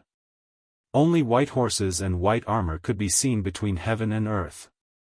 Dong Zhuo fiercely spat out a mouthful of saliva, staring and cursing, F***CKU, Huang Songpu, Lu Gui, Yang Yuanzan, these old bastards 18 generations of ancestors, tricked me into fighting to the death with the great snow dragon cavalry. Dong Zhuo roared without hesitation, "Sergeant, get off your horse and give it to the infantry soldiers. Retreat!" The general in white armor and silver spear rushed to the battlefield. He glanced at the 2,000 Dong Zhuo soldiers and did not pursue. He walked up to the black-clothed youth with a sword in his chest and said respectfully, "This general, Yuan Zhuozong, greets the general." The youth only tilted his head and asked, "Where is my brother?" Chapter 618. While retreating, Dong Zhuo's 2,000 roaming cavalry and 600 infantry pulled apart some distance, their connection clearly loose. After running for 3 li, Dong Zhuo let out a sigh. He pulled on the reins, the green spring spear slowly drawing out a gully in the yellow sand. When he turned around to look, it was quite regretful that the great snow dragon cavalry didn't take advantage of the situation to pursue and attack. Dong Zhuo pursed his lips. He removed his red tasseled helmet and placed it under his armpit, not minding revealing a bitter face to the officers and soldiers under his command. He sighed in despair. A direct subordinate officer who had dismounted to become an infantry followed the cavalry upstream with large strides, arriving under Dong Zhuo's horse. After 3 li, he pretended to be defeated, running like a stray dog. When he stopped, he was actually calm and composed, his mouth full of vulgarities, nothing more than disdaining Bailiang's No. 1 cavalry for not having any guts. The officers and soldiers trained by Fatty Dong were generally all like this. Dong Zhuo placed the green spring spear on the shelf and put on his helmet. "Let's go." That officer who followed behind Dong Zhuo's buttocks asked, "General, are we really going to leave just like that? Are we not going to launch a counterattack?" Dong Zhuo didn't reply to his subordinate's question. Since he didn't say anything, that officer also gave up on the idea of asking. This was precisely the tacit understanding between the Dong family army. Dong Zhuo was not only good at leading a small number of elite cavalry on long-distance raids, he was also extremely good at launching a counterattack. In many intense battles, he could even retreat several dozen li or even several hundred li in the face of a slight disadvantage, and then turn around and fight again, thus establishing victory. One had to bear in mind that the counterattack tactic was a double-edged sword. If used well, there would be miraculous results, but if used poorly, one's cleverness would overturn one's cleverness. If false plays became true, then they would truly be routed 1,000 li, defeated like a landslide.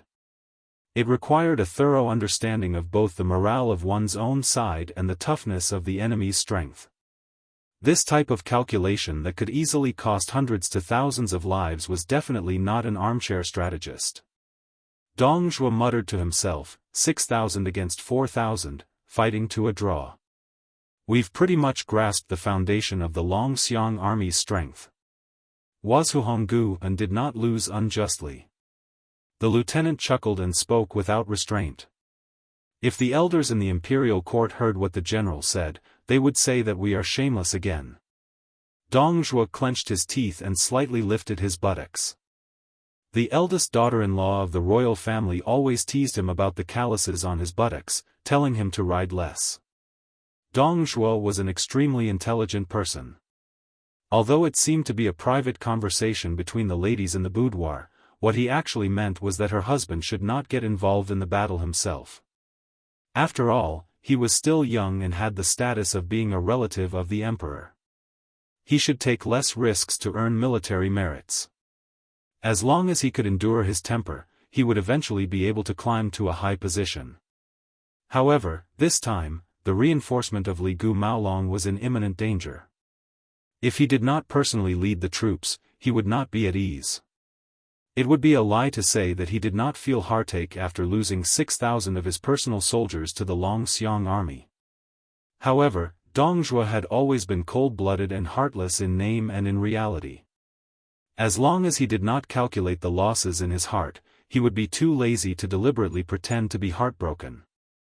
However, Dong Zhuo's 60,000 elite troops were not the cavalry, but the 12,000 infantrymen. If the latter had lost 6,000, Dong Zhuo would have long gone to the southern courts Huang Songpu and the other great generals to block the door and curse their mothers. After advancing for several li, they saw another 500 cavalry of the Dong family army. This elite troop silently merged into the army. Dong Zhuo had always been known for being crafty and cunning. He was not too fond of staking all his assets on a single throw of life and death business. The reason why he was able to succeed every time he used the return thrust was because every time he retreated, at least 1/6 of the total military strength of the hidden cavalry would be kept at full spirit and vigor, and would be used as the spearhead of the return thrust. In the Battle of Huluku, Dong Zhuo originally thought that since the Longxiang army dared to set up an ambush to attack the reinforcements, the general in charge of troop movement would not move out in full force. Therefore, at first, he did not send the 8,000 cavalry into the battlefield. The facts proved that other than the fact that the Longxiang army did not have a backup plan, Dong Zhuo's other estimations did not have any flaws. If it was not for the appearance of the peerless fierce general who should be the white bear Yuanzhuozong, Dong Zhuo would not only be able to take down the 4,000 Longxiang army, he would also be able to kill Ren Tu's second son in one fell swoop. Of course, Dong Zhuo was not afraid of the great snow dragon cavalry. If they really went all out, together with the 500 cavalry behind them, they would be able to completely defeat Yuanzhuozong.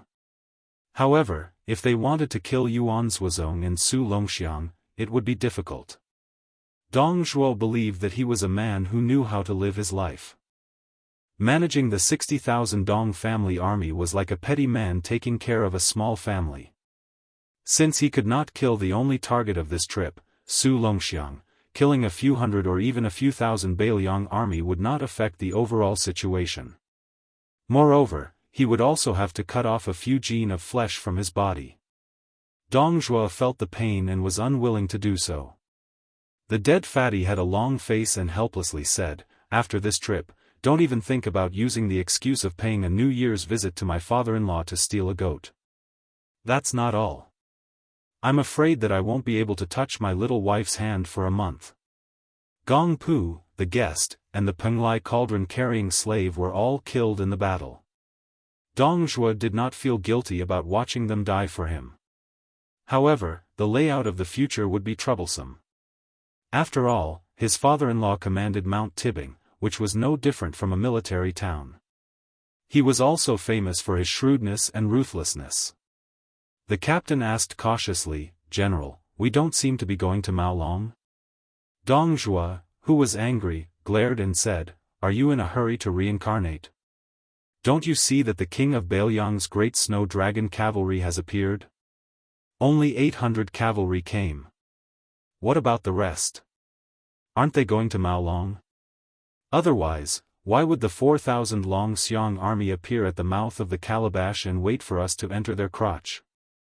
The captain scratched his head and secretly rolled his eyes. "My sister told you not to take the hot potato, but you didn't listen." Dong Zhuo squeezed out a bright smile and waved his hand. "Yelu Chukai, come here, come here." The captain was horrified and slowed down his running speed. The general's call went in one ear and out the other. Dong Zhuo smiled and said, "Brother-in-law." The lieutenant obediently stepped forward, and as expected, he received a solid kick. Only then did the fatty, who had vented his anger, feel refreshed. "Look at how peerless your sister is, and look at you. You're so ugly. When I first met you, I told you that you're definitely not your parents' biological child. Maybe you were picked up." As the captain of Dong Zhuo's brother-in-law, he was a real royal family member. When he heard such disrespectful words, he did not dare to refute. It could be seen that Dong Zhuo's despotic power was flourishing. With a belly full of anger, he had such a rogue brother-in-law. It was really God's dose. Dong Zhuo suddenly restrained his relaxed expression. "If you have something to say it quickly." The captain, who would only be regarded as a rash person, ran near Dong Zhuo's warhorse and said, "It's not strange for the 10,000 Long Xiang army to win against the Wazhu army that left the city without permission. However, the Long Xiang army was able to appear at the mouth of the gorge without leaving the city. This is enough to show that there's a situation at the gentleman's mansion. Although our Beimang military towns are not as high and steep as the towns controlled by the Central Plains, the Dragon Elephant cavalry could not take down the gentleman's mansion. Using a cavalry that can't keep up with siege weapons to attack the city is really comical. This only shows that the Bailiang's infiltration of the Beimang border army is far beyond the southern dynasty's imagination. Perhaps Honggu and was hot-headed and went out of the city to resist the enemy because there were spies causing mischief. Dong Zhuo didn't nod or shake his head. He continued to ask, "Then tell me. Look at the Long Xiang army penetrating deep into the city alone. There were only 400 soldiers left at the mouth of the gorge. Adding on the injuries and injuries from before, there were less than 2,000 of the 10,000 Bailiang elites left. What was the point of paying such a high price?" The captain, who was often teased by Dong Zhuo as a golden branch and jade leaf, thought for a moment and said, "The Wazhu gentleman's mansion is near the 4 towns of Gugu, Maolong, and Long. In the end, it is a military town that is easy to defend and easy to attack. Apart from the military strength, it doesn't have much value. Unless the Bailiang army is stupid, they would not leave soldiers to defend it and wait for the old generals of the southern dynasties to seek revenge. To tell the truth, I can't figure out what was fought in this battle. Was the king of Bailiang muddle-headed? Or was he in a hurry to send his second son to the Bailiang army as a general?" Chapter 619. Dong Zhuo kicked him, but his brother-in-law dodged quickly. The fat man laughed angrily and said, "After talking for so long, you still haven't gotten to the point. Your sister is right. You've been reading military books to death. You don't know how to explore things other than military books." The captain was used to his brother-in-law's beating and scolding as a sign of affection. He smiled shamelessly and said, "General is wise and powerful. Please help me to explain it clearly." Dong Zhuo smiled casually. At first, all the military towns near the border of northern Liang were quite conceited in terms of combat ability. They thought that they could fight the cavalry of northern Liang in a one-on-one battle openly without being at a disadvantage. Not only did the generals such as Honggu and think so, but the survivors of the central plateaus, the old and the young, also wanted to go back home to pay homage to their ancestors, or to miss the rich and comfortable environment in the south. Therefore, they secretly added fuel to the fire. When people gather firewood, the fire will burn brightly. First, the southern army looked down on the Beiliang army. Then, the entire southern imperial court became impetuous. It was inevitable that it affected the northern imperial court and Her Majesty's mentality. More or less, Her Majesty hurriedly attacked Beiliang because she felt that she could conquer Beiliang in one fell swoop. The captain hesitated for a moment and said, "Then let's fight." Since the Beiliang army can cause chaos in Longyao province with only the Longxiang army, we can obviously fight to the death. Our southern imperial court is so arrogant. If we really fight, we will definitely be at a disadvantage. Why did the Beiliang send troops at this time? Could it be that I was right? Is the king of Beiliang really muddle-headed? Now that this battle has started, Longyao province is almost powerless to fight back. The Empress is so proud of the Suiwu fortress network that she created for the courier route has been smashed into a sieve. In the end, when the battle really started, we realized that we have encountered the ancestor of the courier route system, the king of Beiliang. There is no way we can play. In this way, our northern Mang will be even more cautious in the way we deploy our troops. If we spend a few more years to truly calm our hearts and not play any fancy tricks, instead earnestly building practical beacon and fire relay routes, wouldn't the northern Liang army have no hope of advancing north and withdraw south in peace? Dong Zhuo slowly spat out two words, time. The lieutenant was stunned for a moment and asked in confusion, "What?" Dong Zhuo stroked the body of the green spring spear on the side of the saddle and said softly, "Su Xiao, this old and mighty king of Beiliang mountain is waiting for the Beiliang heir apparent to have enough strength to pass away and take over the Beiliang army. However, in order to ensure that the young heir would not be at a disadvantage in the battle with Chen Jibao, Su Xiao would have to exert himself for nothing. No matter what he did, it would be wrong. Secondly, Chen Jibao has a great innate advantage accumulated in the spring and autumn war. Thus, Su Xiao has to slowly freeze Chen Jibao in these few years to buy time for his eldest son. If Bei Mang went south too quickly, even if he hurriedly helped the heir onto the throne, the Beiliang army would still lean toward Chen Jibao. In the end, probably only the great snow dragon riders, Long Xiang, and Wei Xiong would remain under the Tsu banner. Speaking of which, in order to beat Bei Mang, using his second son to lead the Longxiang army was the king of Beiliang's only choice.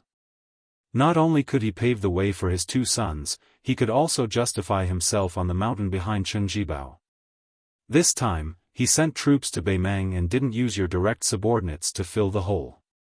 In the end, Su Xiao's table manners are very good. There is no reason for the Beiliang army to criticize him. Dong Zhuo muttered to himself, "If it were me, I would do the same. Even if the entire Longxiang army was wiped out, I wouldn't feel any heartache. Being a general and being a commander, feeling heartache is not the same. Besides, the Longxiang army still has 2,000 soldiers left. After the war, when they are reorganized, they can casually pull out 8,000 strong cavalry. The strength of the Longxiang army won't be reduced by too much. Even if I use my butt to step on it, I know that these 8,000 soldiers are definitely some or a few of the people who will remain neutral when the king of Beiliang changes. They are the old elite soldiers in their hands. In this way, it is equivalent to the new king of Beiliang and Chen Jibao secretly changing sides. This kind of style is an open scheme that can't be read in military books. The lieutenant was stunned and muttered, "That butcher has planned so far ahead." Dong Zhuo said with a smile, "Otherwise, do you think that Beiliang and Bei Mang and Li Yang are the three pillars of the tripartite balance? I heard that the Tideheart Pavilion in Beiliang Palace has a strategist called Li Yishan. Previously, he was underestimated by the important people of the two dynasties as only knowing how to govern. They said that in terms of leading troops and planning, he cannot even compare to Zhao Chongling, the military strategist who died many years ago. In my view, this is all Li Yishan's concealment. This scholar is both strange and useful. He is someone worthy of my, Dong Zhuo's, respect. Most of the credit for the 300,000 cavalry of the Bailiang army being able to maintain their strength for more than a decade and remain strong in a corner of the land is due to Li Yishan. If he dies, I am very curious who has the qualifications and ability to strategize for the new king of Bailiang. The lieutenant snickered and said, "Can't we have Zhu Li assassinate this person?" Dong Zhuo slapped the Beimang scabbard hard on his brother-in-law's helmet. "I just told you the importance of open schemes, and you are thinking of such crooked ideas. You are really a stone in the latrine, I can't teach you." The lieutenant said in grievance, "General, aren't you famous in Beimang for your cunning?" For the first time, Dong Zhuo did not say much. He mocked himself and sighed, "I am doing what I can." The lieutenant could not stand his brother-in-law's silence and asked curiously, "General, do you think that Butcher's second son will die after being stabbed in the heart?" "That person has the title of heart stealer in Zhu Li." Fatty Dong thought of the sword of the chief assassin of Zhu Li and said regretfully, "The style of that sword is terrible, but it is not enough to kill Su Longxiang." On the battlefield at the mouth of the gourd, White Bear Yuanzhuozong looked at the sword in Su Longxiang's chest and was furious. He was one of the top 3 generals in the army of the Liang dynasty. He knew the fierceness of this sword and could not pull it out. The sword was stabbed in the heart at first, but because of Su Longxiang's qi, it slid to the left side of his chest and stabbed in. Not only did the tip of the sword penetrate his chest, but when the sword left his hand, it was like a rootless willow branch that could be casually used as a shade. The sword aura grew luxuriantly in the black-clothed youth's body and continued to flourish. Even with Su Longxiang's physique, the blood in his chest only showed signs of stopping. Although Yuanzhuozong was furious, he was good at maintaining his composure. He gently gritted his teeth and remembered this assassin, the chief assassin of Zhu Li, who was known as the Heart Stealer. Su Longxiang asked the second question, "Do I have to go north to find my brother?" Yuanzhuozong felt sad and shook his head with a smile. "My foster father said he could go home when he reached the mouth of the gourd. His Royal Highness will soon return to Bailiang." Su Longxiang said, "Then I'll wait here." Yuanzhuozong said, "No need. My foster father told me that His Highness would not pass by here." Yuanzhuozong thought he could not persuade the young prince who was born with closed apertures. He did not expect that the young man in black only thought for a moment and nodded. Yuanzhuozong looked at the bloody battlefield and for the first time looked forward to the return of the eldest son of the general. Only then did he remember that Su Fengnian had actually gone out to travel 3 times. On the post-house road in Bailiang, willows rustled. A scholar was holding a little girl's hand. They had no horse to ride on, let alone hire a carriage. However, they were not in a hurry. The willows on the post-house road were thick and strong. They could withstand the sun while walking in the shade of the trees. They depended on each other for survival. They were happy for more than a year. They were born with a hard life and were not afraid of hardship. "Brother Chen, are we going to see young Master Su?" "Not necessarily. I have to travel all over Bailiang to know if I miss him or not. Of course, I don't know if he will see me or not. After all, he is the hereditary crown prince of Bailiang. He is not an ordinary person. Young Master Su is a good man. He helped me pick up money in the wishing pond. Later, he gave us a watermelon and stir-fried it with its skin. Brother Chen, didn't you say it was delicious? Good people can do bad things and bad people can do good things. It's hard to say." The little girl didn't understand either. She just smiled and said, "Oh." The scholar saw that no one was around. He secretly broke off a long willow branch and weaved it into a garland to put on the little girl's head. He once said that he would die as a civil official. He once gave General Su Gong the 6 Matters of Submission. He once shocked the world in Gangnam-do Baogua Temple's Tsushui Tan Wang Ba. This was the poor scholar Chen Liangxi who had taken the little beggar to travel the north and south of the river. Back then, when Zhao Chongling saw the butcher Su Xiao for the first time, he took 600 servant girls and family servants with him. Talent Li Yishan was alone, and he was also in dire straits. Chapter 620. The second chapter is around 12 o'clock. There is a third chapter before dawn. More than 50 camels formed a line and moved forward with difficulty on the Gobi Desert. The members of the caravan wore silk masks and most of them were leading the camels. Only a slender figure was riding on a young camel. The person leading the camel was an old but still burly man. His attire was simple and refreshing. He was obviously the leader of the caravan. A large water sack made of lamb skin was hanging on his waist. The person riding on the delicate soft saddle between the two camels always had some kind of question. Most of them were bold and unrestrained. Even the experienced old man was caught off guard and did not know how to answer. Along the way, they actually encountered 2 mirages that were hard to come by in a lifetime. Both mirages were rare scenes of an isolated island on the sea.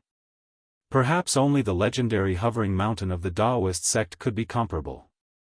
The person riding the camel asked about the origin and authenticity of the mirages. The old man who cared about his reputation could only stammer. He was pestered until there was no way out. He had no choice but to change the topic and said some anecdotes of wild fox spirits that he heard. The person riding the camel said softly, "Grandpa Hong, will we reach the big city in the north after crossing the Gobi Desert?" The old man smiled and said, "Miss, there is still a way to go in this Gobi Desert. Remember the flaming mountain last time? It looked close but it took us half a day to walk." The ancient said that a mountain would run a horse to death. The person on the camel back was actually a woman.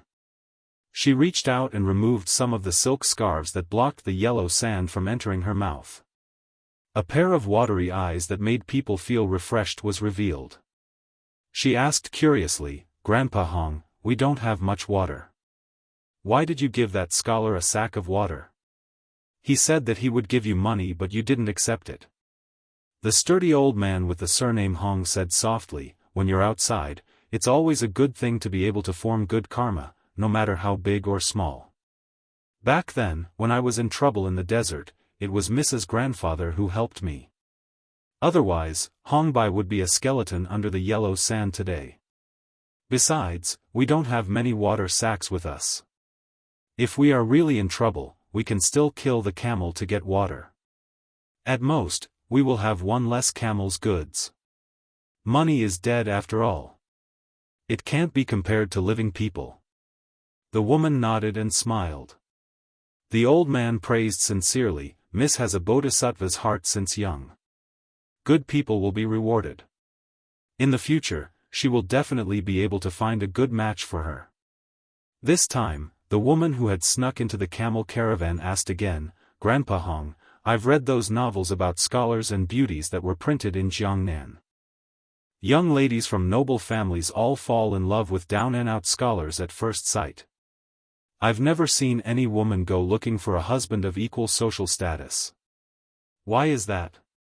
The old man felt a headache coming on. After holding it in for a long time, he said, "Young miss, you see, most of those scholars will also pass the imperial examination, return home in glory, and then grow old together with women. Young miss, when you read this kind of forbidden book, you can't only see the absurdity of the noble young ladies. Those young ladies have good taste. Tens of thousands of scholars go to the capital to take the imperial examination, like carps jumping over the dragon's gate, but only a few can jump over the dragon's gate, yet they have taken a fancy to them. The young miss in this manual has even more sinister taste than us businessmen who have been doing business for half of our lives. If the young miss unfortunately makes an error in judgment and gets on the wrong sedan chair to marry the wrong man, the author won't be happy to write the book." The young woman suddenly understood. She smiled with some shame and said, in the past, when I stole forbidden books from my brothers, I only cared about watching them being intimate under the moonlight. I blushed and then forgot about it. I really didn't understand this principle. Fortunately, Grandpa Hong explained it clearly. The old man laughed and said, "If a scholar and a beautiful woman can't reunite, then what kind of scholar and beautiful woman are they? Young miss, when you get married in the future, you have to live well. If you are bullied, Grandpa Hong will fight to be kicked out of the house by the old master to teach him a lesson." She shook her head and said, "I don't want to get married. Father, mother, and brother treat me so well, that's enough. If in the future my husband has 3 wives and 4 concubines and indulges in debauchery, I will cry to death." Between Liangmang, other than the tea-horse road on the surface, there were also a few silk roads under the surface. Under the guise of all kinds of trade, most of the silk roads were bought by border merchants from Gangnam-do of the Liang dynasty and the old western Shu to sell to the nobles of the Beimang imperial court. The empress, who ruled the country strictly, was still somewhat humane and turned a blind eye to it. She did not ban those few silk roads. As long as there was a connection, it was a business with little capital and huge profits. However, it was a long journey of thousands of miles, and the money earned was hard-earned money. In the early days, many of the Silk Road merchants had died on the road. It was only in these years that Liang and Beimang were peaceful and the war stopped that the Silk Road ushered in its heyday. Because most of the silk was carried by camels, Gangnam-do had a lot of names like Camel Bridge and White Camel Bridge. This camel caravan belonged to a branch of the Tantai family of the Southern Dynasty. Tantai was a big surname, and a big family naturally had the spirit of a big family. However, to support the style, one had to rely on all kinds of ways to make money. The eldest branch of the Tantai family had always considered themselves as a scholarly family. A gentleman would stay away from the kitchen, and their 2 sleeves were very clean. Not to mention dealing with prostitution, the dirty and tiring work fell on the branch of the Tantai family. The Tantai family had many branches and leaves, and the old master had many children and grandchildren. He might not even remember half of their names and faces. The branch that Hong Bai belonged to was just a small branch. Otherwise, the young lady would not have dared to sneak into the camel caravan. This spoiled girl was called Tantai Changle. She yearned for the old western Shu of the Tantai family. Coincidentally, the caravan had thousands of mu of Shu mulberry trees in the old western Shu. When she entered Shu, it was the beautiful scenery of Sang-ro and the surrounding suburbs. She almost did not want to go home. After passing the border of Liangmang and going north along the Silk Road, it became more and more desolate and difficult to travel. Fortunately, she could bear the hardship and always found joy in the hardship, which made Hong Bai's burden much less. This Miss Tantai who grew up in the Vermilion Gate building always had inexplicable questions. This time, Hong Bai almost emptied his stomach of ink when he went south to the old Shu and north to the palace. In less than half a day, he would pass through the Gobi Desert and reach the edge of the imperial tent. When he returned home, the young lady probably would not have the time to ask why. At this time, Hong Bai was telling her about the origin of the Silk Road to Beiliang. He talked about the official robes of the Liang dynasty and then the robes of the titled madams. When he talked about this, the old man who had experienced many hardships also had a deep feeling. The official robes of the Southern Dynasty evolved from the Central Plains during the spring and autumn period. For example, the madam's robes at the celebration court meeting were the 4th rank of the secondary class. It was true that a woman's status depended on her husband. Of course, there were also many women who obtained wealth because of their sons, especially those concubines in the imperial palace during the spring and autumn period. She tilted her head and asked, "But my father is a military general, why is my mother's robe a bird's robe?" Hong Bai smiled and said, "Miss, this is particular.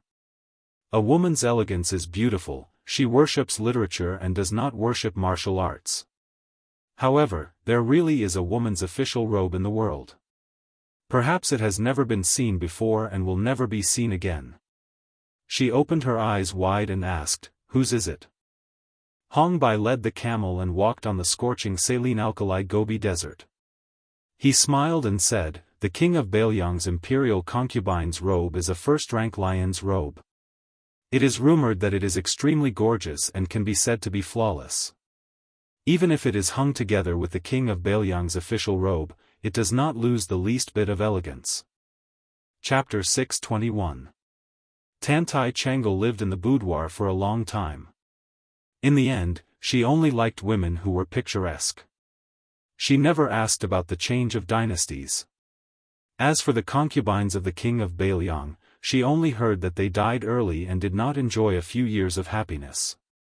Hong Bai, on the other hand, was born in the marketplace and had traveled extensively. He had also encountered several opportunities that made ordinary people envious. When he was in the prime of his life, he had also made quite a name for himself in the Jianghu of the Central Plains. As for why he was wrapped up in the flood of scholars rushing north and why he was sheltered under someone else's roof in Tantai, it was probably some bitter story that could not be joked about. After he became docile, he stopped playing with swords and spears. Instead, he picked up the books that he hated when he was young and cultivated his mind. When the old man mentioned this princess, he spontaneously felt respect for her. He said softly, "This princess was the only female sword immortal in 300 years. She asked naturally, "What is a sword immortal? Can one step on a sword and fly around?" Hong Bai, who had not entered the second rank, did not know the profoundness of the land immortal realm. His straightforward personality did not allow the old man to make up nonsense.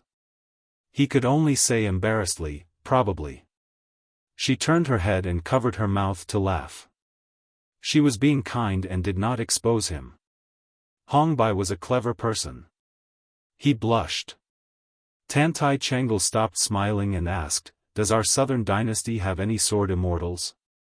Hong Bai shook his head and said, "I heard that there are more in the Liang dynasty. In the path of the sword, I have to admit that the swordsmen of the Central Plains have been more outstanding since ancient times. In the past, there was Li Chungang, the outstanding Jianghu talent of my generation. Now, there is the peach blossom sword god Dong Tai.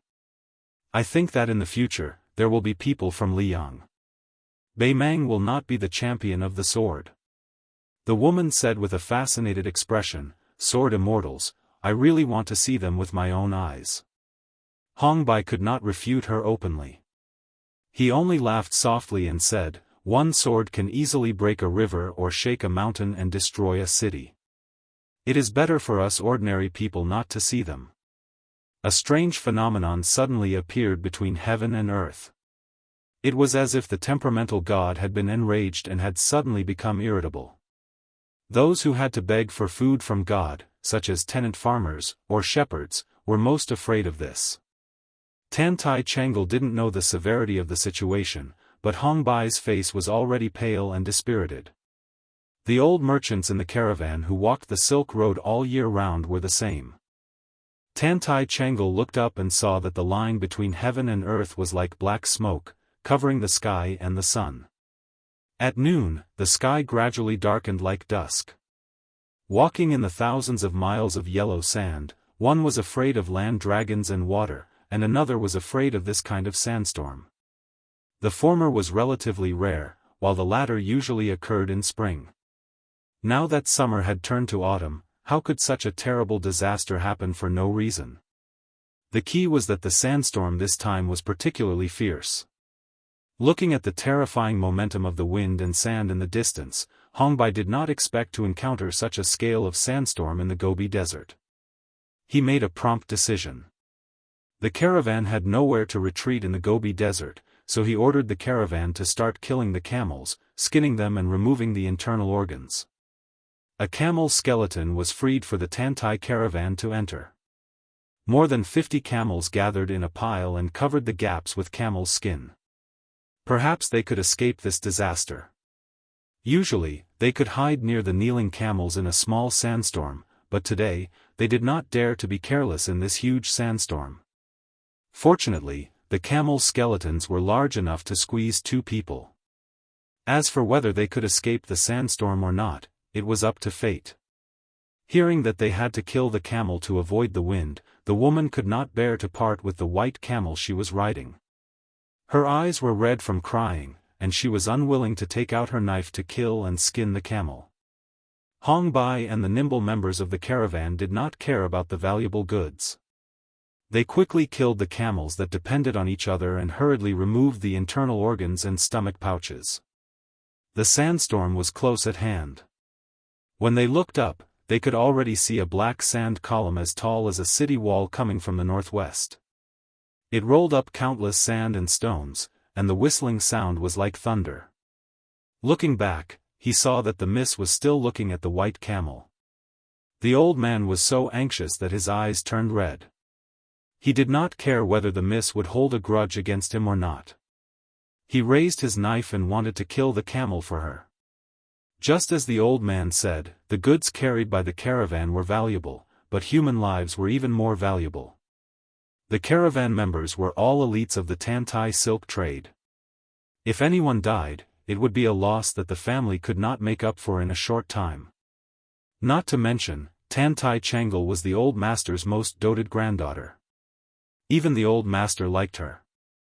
If she died in this sandstorm, Hongbai would not have the face to go back alive. Hongbai shouted loudly, "Miss, you can't delay any longer." Her face was full of grievances. Her eyes were red and swollen from crying. She looked very pitiful. Hongbai sighed in his heart. He raised his knife and walked towards the most beautiful white camel in the caravan. Tantai Changle turned her head. Although she could not bear it, she was not so insensible as to stop him. When she turned her head, she suddenly widened her bright eyes.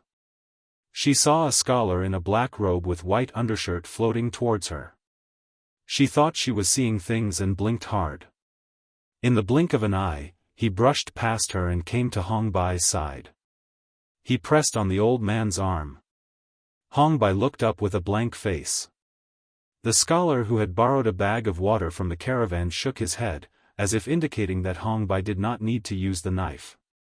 When Hongbai was hesitating, the scholar who had traveled for many years did not know what was good for him and continued to move forward. He floated for 5 or 6 feet in a flash. Tantai Changle was stunned. Wasn't he the scholar who did not have the strength to truss up a chicken? When she saw him pay for the water, she laughed in her heart that he did not know the dangers of traveling and dared to travel alone in the desert. At that time, she had a woman's thoughts that no one knew about.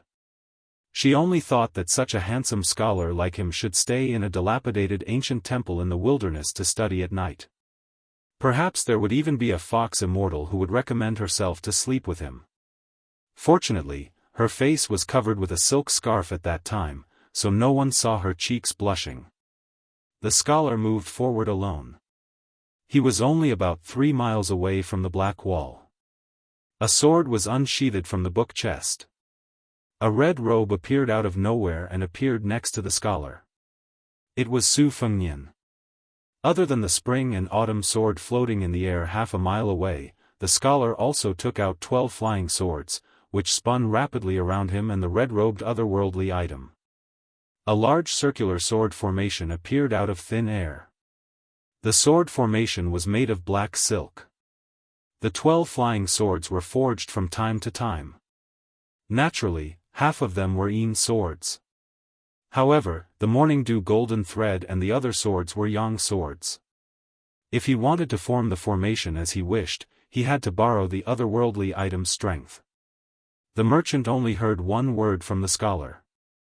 It was like a Taoist immortal speaking the truth, like a Buddhist chanting. Rise. Wherever the torrent reached, it was blocked by the sword formation. Only the front part of the sword formation was forced to rise. It was as if there was a black rainbow hanging in the air above everyone's head. It drew an arc in the air and then fell a few miles behind everyone. The Tantai camel caravan was completely in the middle of this strange phenomenon. Hongbai was shocked beyond words. He could actually see with his own eyes that a swordsman could use human strength to fight against the heavens. After the time it takes to burn a stick of incense, the black rainbow and the sand moved back together. The place where everyone was at returned to normal. The scholar carrying the book was nowhere to be seen. The merchant caravan who had survived the disaster looked at each other in dismay. The woman looked forward in a daze. In Hong Bai's eyes, he vaguely remembered that in the Jianghu 50 years ago, there were also many women who looked at the sword-wielding green robe in a daze. When the sword was unsheathed, there was no injustice in the world. Hong Bai sighed softly, he's really likely Chun Gang. Chapter 622. 2 chapters are already 8,000 words. The next chapter is before 4 a.m. At dusk, Su Fengnian finally arrived at the source of the weak water at the border of Aquarius State. It was a verdant oasis, like a green pearl embedded in a yellow sand disk. It was a delightful sight. Su Fengnian washed his face by the green river at the edge of the oasis.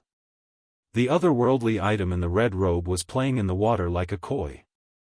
Before leaving Beiliang, he was informed that this place was heavily guarded. Not only was there a troop of 600 imperial cavalry stationed here, there were also many catchers and butterfly catchers under Shadow Prime Minister Li Mibi. They interweaved into a large spider web, led by a top assassin swordsman. They were not only to protect the old man, but also to monitor him closely. Whether it was the route he took to enjoy the scenery or the dishes he ate, everything had to be reported to his master Li Mibi. In addition to the old man's own forces, the two sides confronted each other and cooperated to resist the endless revenge assassination. However, in Su Fengnian's opinion, it was inconsistent with the information he received. The hidden forces were sparse, and the troop of 600 men stationed 10 miles away had been reduced to only 200. Su Fengnian washed his face with cold water and immediately felt relieved. No matter how stubborn the old man was in the eyes of Bei Mang, he had completely given up for 5 or 6 years and lived behind the scenes. His reputation was naturally not as feared as before. The situation in Bei Mang and Liang was the same. At first, it was mostly the south facing the north. If it was said that the king of the southern court, Huang Songpu, had made a good start as a general in the southern court, there was actually someone who had occupied a high position in the northern court as a remnant of the spring and autumn period. He could be said to be second only to one and above all. Back then, every time the empress went on a hunt and had a discussion with the officials, only this person could make the unruly nobles willingly submit to her. It could be said that it was this old man's credit that Bei Mang was able to smoothly implement the scholarly rule. The purpose of Su Fengnian's trip was to meet this old man who was regarded as the pillar of Bei Mang by the empress. Who would believe that the crown prince of Bei Mang, who was destined to be irreconcilable with the Beiliang, would walk thousands of miles just to throw himself into a trap? Su Fengnian chose this secluded spot near the water and was not in a hurry to enter the interior of the oasis. It was obvious that this was a Chimen Dunjia formation. If he stepped in carelessly, he might be arrested as an assassin. Su Fengnian waited until dusk, but the otherworldly item in the red robe was still indifferent, as if it had nothing to worry about. Su Fengnian held his breath like an old monk in meditation. He remembered the camel-riding woman he met in the Gobi Desert half a year ago. He did not need to look at her face to know that she was a dragon lady. Otherwise, with Su Fengnian's current cultivation, he would not have shown himself to borrow water. As for the help he gave later, he did not think too much about it. It was nothing more than the kindness of the water, and he would repay it with a gushing spring. According to ancient books, every time this kind of mirage woman entered the ocean or the desert, a mirage would appear. The only difference was that she was a sea serpent or a sand serpent. The sea serpent belonged to the flood dragon, and its breath could form a building. It was different from Gonggong Dan's innate divine strength, and it was also different from Phoenix concubine Xiang, who was the mother of the world. Since ancient times, the Mirage woman had been regarded as the key to finding the immortal mountain by the emperors who were seeking immortality. However, this illusion could not appear for no reason. After all, it had to have something to rely on. In previous dynasties, when the emperor sent necromancers out to sea to find the immortal mountain, there must be a dragon lady in the team. However, it was not known whether the dragon lady would become the key to becoming the emperor in the future. Su Fengnian was indifferent to it. It was not something that he, a prince whose position was in danger, could decide. How many people in the world could be as straightforward as the old man in the sheepskin fur coat when he was young? Most of the martial artists in Jianghu believed in the principle of observing more and doing less after suffering losses. One was Su Shao, who was famous in Jianghu, and the other was the Empress of Beimang, who was his lackey. They easily made all the Jianghu people in the two Jianghu helpless. Su Fengnian suddenly opened his eyes and looked at the small path by the water. At the end of the path, there was an old man and a young boy coming together. The young boy had rosy lips and white teeth. He came riding a bamboo horse, looking naive and cute. He used a bamboo pole as his hip to dismount the horse and called out softly. The child was wearing a wide-sleeved Daoist robe. He looked natural, making people forget the vulgarity when they saw him. The old man beside the child had white hair and a beard. He was tall and had a scholar's head and a green robe. He had a natural air of elegance. The old man held the young boy's bamboo horse in one hand and two scriptures in the other. When he saw Su Fengnian, who did not hide his whereabouts, he did not seem surprised. He let go of the young boy's hand and waved at Su Fengnian with a smile as if they were old friends who had not seen each other for a long time. Su Fengnian did not hide because he guessed the old man's identity. The former most powerful minister in Beimang's royal court, Su Huainan, was born in Liaodong. After careful consideration, he was actually a distant relative who was one generation older than Su Shao. However, this kind of relationship was so distant that it could be ignored. Su Huainan had already arrived in Beimang before the scholars fled to the north. He became the chief strategist and meritorious official of the Murong clan's empress who usurped the throne. He was very knowledgeable and devoted all his life's learning to the Beimang court. When Liang first settled down, it attacked Beimang with great momentum. It was he who urged the empress, who had yet to sit firmly on the dragon throne, to go south and personally lead the troops. That was how the world was divided into the north and the south today. Liang's second expedition to the north was also because he, who had already retired from his post, came out of his thatched cottage and formulated a strategy that allowed the upstart Tuoba to defeat Liang's three fronts. He had been living in seclusion by the Ruoshui all these years. Nominally, he was a double-faced spy who sold military intelligence to both his left and right hands, which angered the empress. He had no choice but to resign from his post and leave the royal court. In reality, he was fully deserving of his title as a meritorious elder. Su Huainan's attitude towards the Murong clan differed greatly from the empress's and was disheartened. The so-called spy case that shocked the imperial court was just a way for both sides to take a step back. Looking at this old man who had once climbed to the top step by step and then slowly walked down the stairs, Su Fengnian couldn't help but have mixed feelings. The person in front of him was a powerful official who could be compared with Su Shao in terms of fame and achievements. Su Fengnian respectfully bowed with his hands folded in front. The old man, who was in high spirits, walked closer and helped the Su family's descendant who had risked his life to stand up. After scrutinizing him for a while, he smiled with gratification and said, "This old man never thought that it would be you who would come to visit me. I even thought that it might be Su Shao who came to visit me personally. This is really a big surprise. You're indeed a member of the Su family. I've said it a long time ago, souls without courage and insight wouldn't dare to enter the womb of the Su family's daughter-in-law." Chapter 623. Su Fengnian smiled bitterly. Su Huainan touched the head of the young boy beside him and looked at the rippling river. He said softly, "Don't worry, there is a big movement at the border of Liangmeng. I took away a very important Zhu Wang swordsman because I guessed that you would come, so I took the opportunity to transfer away most of the imperial cavalry. This place looks the most dangerous, but it is also the safest. During the Qingming festival, he killed Tao Qianji in the city of Lingcheng. Later on, he had a fight with Tuoba Chunsun, making that little general who did not know the immensity of heaven and earth suffer in silence. Along the way, he conveniently killed the heart-sucking devil Xie Ling. In the city of Dunhuang, he attracted Deng Tea to draw his sword. It seems that he even had a grudge with the princess tomb on the other side of the Yellow River. Young man, you have really opened this old man's eyes. At that time, I said that as long as you can reach Ruoshui alive, I will meet you no matter what. Come, let's sit down and talk. Su Huainan and Su Fengnian sat on the grass beside the river. The naive child suddenly became angry. He lifted his bamboo horse and was about to chop it into the water.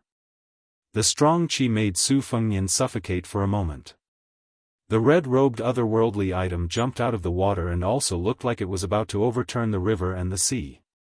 Fortunately, Su Huainan held onto the green bamboo pole and shook his head. Only then did the child withdraw his qi and return to his naive and innocent expression. Seeing Su Fengnian's strange expression, the old man revealed some heavenly secrets. However, he did not reveal too much and smiled warmly. I can't tell if it is the supreme supernatural power of Taoism's I Chi San Qing or the obscure method of severing 3 corpses on 10 continents. However, the one beside me must be a poor child. In these few years, the cottage has been deserted. The smart people who know how to cultivate in the public way like the cold stove have gradually lost their temper. Fortunately, I have this child to accompany me, so I don't feel old and boring. To the orthodox Taoism, the golden elixir of dragon and tiger had always been regarded as the only right way to achieve immortality. Talisman and external elixir were unorthodox, not to mention severing 3 corpses, a heretical method that was not recorded in any ancient books. Furthermore, Su Fengnian was not in the mood to get to the bottom of this small matter. It was only a little Daoist child, yet he was able to make the otherworldly item full of Yin Qi feel as if it was facing a great enemy. Wasn't Beimang too full of hidden dragons and crouching tigers? If it was a year ago, I would have followed the agreement and helped Su Shao plan the Mang annexation for Beiliang. After all, I can't be said to be loyal to the imperial court, nor do I have the hobby of being a minister under a woman's skirt. The reason why I became a dog who left his hometown and sold his country, and worked hard for the empress, was only because I held a grudge against the spring and autumn period and Liang. Since that was the case, I was happy to see Liang Mang make waves. This is more interesting than replaying a chess game. Of course, I am the same as Su Shao, famous for being a terrible chess player. However, the Taiping decree of the Chess and Sword Music School is a genuine national player both on and off the chessboard. He traveled around Liang for more than 10 years and figured out the situation. This time, when he returned to the palace, he found the right remedy for the problem and played a big game. Black and white determined the universe, including Beimang, Liang, and Beiliang. My position as strategist was naturally replaced by this new imperial preceptor. All these years, I waited for the right price to sell and became a big joke. Su Fengnian, since the imperial court no longer has a place for me to use, what can I do even if I thicken my face and come back? Su Fengnian was silent. Su Huainan, who had a self-deprecating tone, didn't look at the young heir who had traveled over mountains and rivers to come here. Are you very disappointed? Su Fengnian nodded and said, if I say I'm not disappointed, I don't believe it myself. Su Huainan really did not beat around the bush. He slowly said, when I was born, my family was naturally filled with riches and honor. After I die, my entire family is destined to be executed in less than 10 years. Half of it is because I deliberately didn't restrain my clansmen and allowed them to break the law and commit crimes. When I was the prime minister of the northern courtyard, I deliberately had bad relations with the Yelu and Murong families for a long time. The other half is because the empress is a woman, and it is natural for women to hold grudges. Before she dies, she is fated to settle old debts with me. Even if she does not make things difficult for me, the next emperor of Beimang will make an example of my descendants. I think I have done right by my clansmen. For more than 30 years, I was like the sun in the sky, a glory and wealth that ordinary people cannot enjoy in several lifetimes. Only one person cannot die, or rather, cannot die so early. This is my compensation to Su Shao for breaking my promise. Su Fengnian looked up in puzzlement. Su Huainan laughed softly and said, back then, Su Shao had Zhao Chongling and Li Yishan as his left and right arms. I am not an immortal and cannot give to the two of them. I can only give to you, the future king of Bailiang, one of them. If you trust him, then use him without worry. He was originally going to die of exhaustion before 40. The old man pointed at his head. I have taught this unremarkable concubine's grandson all the schemes and plots I have learned from reading history.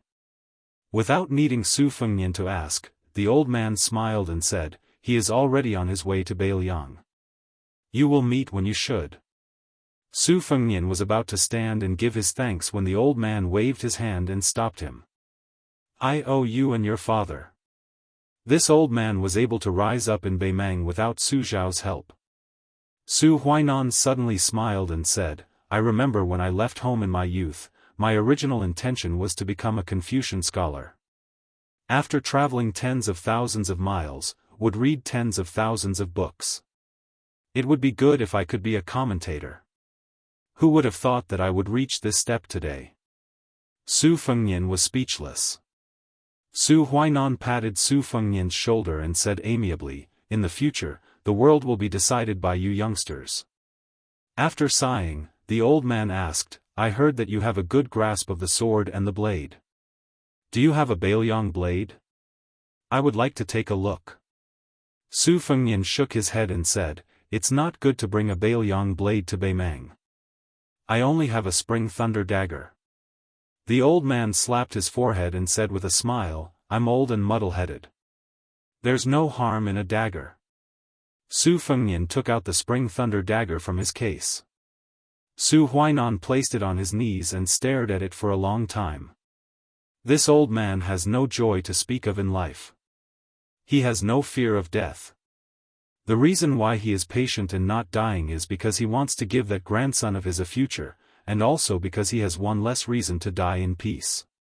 Since this old man owes Su Shao, he can no longer owe you. Moreover, this old man has also thought of a method that will not let anyone down. Su Huainan took out the spring thunder dagger and handed it to Su Fengnian. The smile on his weathered face was incomparably open-minded. Come, come, come. Cut off Su Huainan's head, put it in a bag, and return to Bailiang to be the king of Bailiang. Chapter 624. 3 chapters of 12,000 words have been uploaded. It could not be said that they had come in high spirits, but it was also hard to say that they had returned in disappointment. Su Fengnian was still dressed as a traveler with a backpack on his back. The red-robed otherworldly item was still moving stealthily, but it now had an additional head that had died with a smile on its face. After traveling for 300 li, they saw 2 horses galloping toward the hut by the Ruoshui River. One of the men riding on the horse was handsome. He had the body of a northerner and the face of a southerner. When he saw Su Fengnian, his face immediately turned pale. He got off the horse and staggered toward Su Fengnian. He knelt on the ground and covered his heart with his hands. He clenched his teeth and choked with sobs. Su Fengnian was well aware of this, but he did not try to comfort him. With a cold face, he looked down at the son of a concubine whom Su Huainan had high hopes for. Such a cold and gloomy first meeting was really a killjoy. There was not the slightest bit of the atmosphere that was described in the history books where virtuous monarchs and famous ministers would regret not meeting each other earlier. The other horse was ridden by a young man who looked like a boy attendant. When he saw that his master was in such a daze, he also became extremely hostile toward Su Fengnian. The man had already turned 20 years old, but he was not yet 30. After losing his self-control for a moment, he restrained his expression and waved away the boy attendant's arm that was trying to support him. He stood up and asked the boy attendant to give him a horse. The master and the servant rode on the same horse. The three of them tacitly went to the south together. Along the way, they passed through the passes of various cities. The gentleman could hold hands and chat with the officers along the way, but he rarely called them brothers. After passing through half of the southern end of the Aquaria state, they went around the imperial court and were about to enter the Golden Toad state. They stopped at an inn in a small town on the border to rest. The two sides who were watching coldly from the sidelines finally had an open and honest conversation. The inn's business was poor. The large courtyard was only occupied by the three of them. The night was as cold as water. The boy attendant named Wang Mengshi squatted on the stone steps at the entrance of the courtyard and sighed at the stars in the sky. In the courtyard, there was a wooden table with a missing corner and a few broken bamboo chairs that would creak when one sat down. Su Beiji did not drink alcohol, but when he checked in, he specially bought a pot of wine from the inn. At this moment, he placed the pot in front of Su Fengnian, who was sitting opposite him. Watching him pour the wine into the porcelain cup, Su Beiji said calmly, "It is said that drinking muddy wine brings happiness. It seems that you and I are not fated to meet." Su Fengnian said calmly, "This name was given by your grandfather himself?" Su Beiji twitched the corner of his mouth. "It wasn't called this at first. When I was 6 years old, I was studying in the Su family's private school. Grandfather happened to pass by the window and called me in front of him. After a question and answer, he changed it to Beiji. Oranges are orange in the south and oranges in the north. In the past, I didn't know the meaning behind grandfather's name. Only now do I know that he wanted me to move south and change from oranges to oranges. Grandfather put in a lot of effort, and as his grandson, I can't let him down. I changed my name for 3 years. After I was 9 years old, I followed grandfather to study and copy history books. My relationship with my parents was indifferent. Perhaps His Royal Highness doesn't know, but grandfather has been paying attention to you for many years. Especially from the time the king of Bailiang refused to let you enter the capital to the 2 times you traveled. Grandfather spent a lot of manpower and resources to intercept first-hand information. I dare say that he was the first person in Beimang to guess your identity." At this point, Su Beiji's gaze turned towards the room where Su Fengnian was. The 5 fingers of the hand resting on his knee trembled. The hand on the table didn't seem to have any abnormalities. Su Beiji retracted his gaze after a moment. His tone was calm. "Grandfather has had a knot in his heart all these years. The one who tied the bell must untie it. Naturally, the knot must be untied by the person who tied it. Compared to the king of Bailiang, heir apparent personally going to Beimang is even more inconceivable. To tell you the truth, I once suggested that grandfather kill you before you even get close to Ruoshui. Since it's a dead knot, let's end it with one side dying." Su Fengnian smiled and downed the wine in his cup in one gulp. Su Beiji finally revealed a desolate expression. He lowered his head to look at the empty table in front of him. "I just didn't expect that the dead knot would be replaced by his death. Grandfather said that even if he met you, there was a 50-50 chance of who would live and who would die." Su Fengnian lowered his head to drink his second cup of wine. He furrowed his brows without leaving a trace. Su Beiji pursed his lips and stared at Su Fengnian, who was slowly drinking his wine.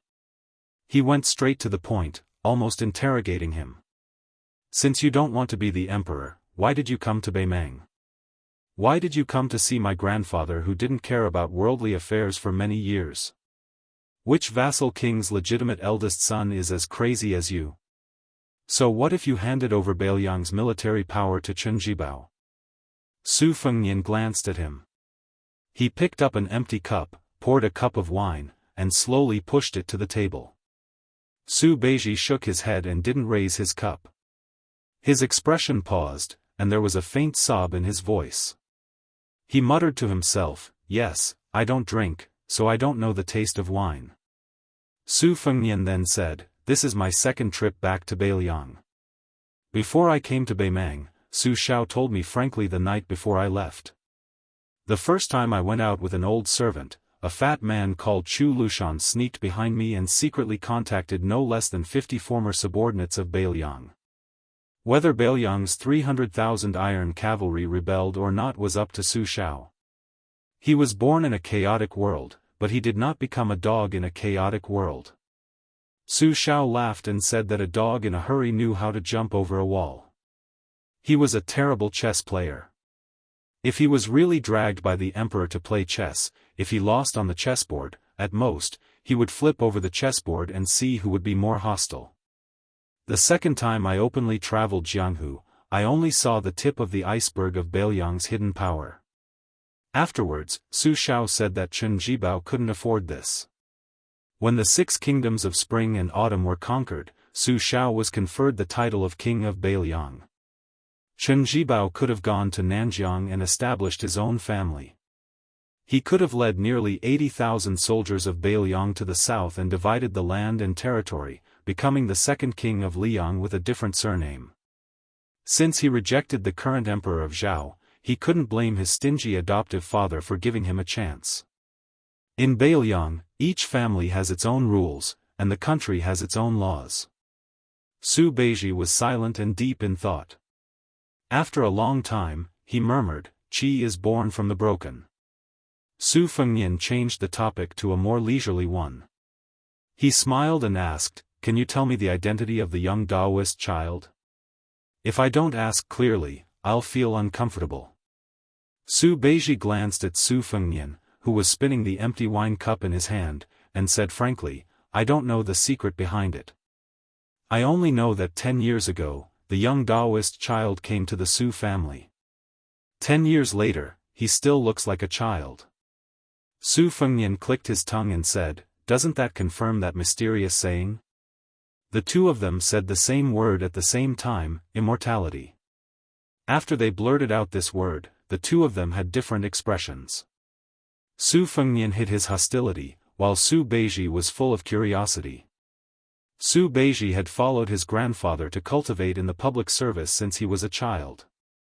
He was good at reading people's expressions. When he saw the clues revealed by Su Fengnian, he paid attention but didn't ask. He didn't expect Su Fengnian to tell him the truth. "I have a grudge with an old bastard who hid in Mount Longhu and achieved immortality. If you really go to Bailiang and are willing to lower yourself to help him, you can just wait and watch." Su Beiji didn't continue the conversation. Su Fengnian stood up and said, "We're about to enter Golden Toad State. I'm afraid that with your grandfather's ability to infiltrate, it won't be as easy to travel there as it is in Aquarius State. Let's all rest early." Su Beiji wanted to say something but stopped. He didn't say anything until Su Fengnian turned around. When Su Fengnian walked a few steps away, he couldn't help but speak. His voice was hoarse. "Take my grandfather's head back to Bailiang. Only then can this trip be considered worthwhile." Su Fengnian, who had a scholarly face, stopped and turned to look at the scholar who was much more knowledgeable than him. Su Beiji clenched his fists and placed them on his lap. He didn't look at Su Fengnian. "I also know that my grandfather wants to help you increase your prestige in the army. After all, taking the head of the former king of the northern courtyard is more difficult than leading an army to destroy 100,000 Beimang soldiers. I just want to take a look." "Just one look?" Su Fengnian asked. "Su Beiji, don't you hate me?" The extremely elegant and calm man smiled sadly. "How dare I hate you? Do you want my grandfather to die with regrets?"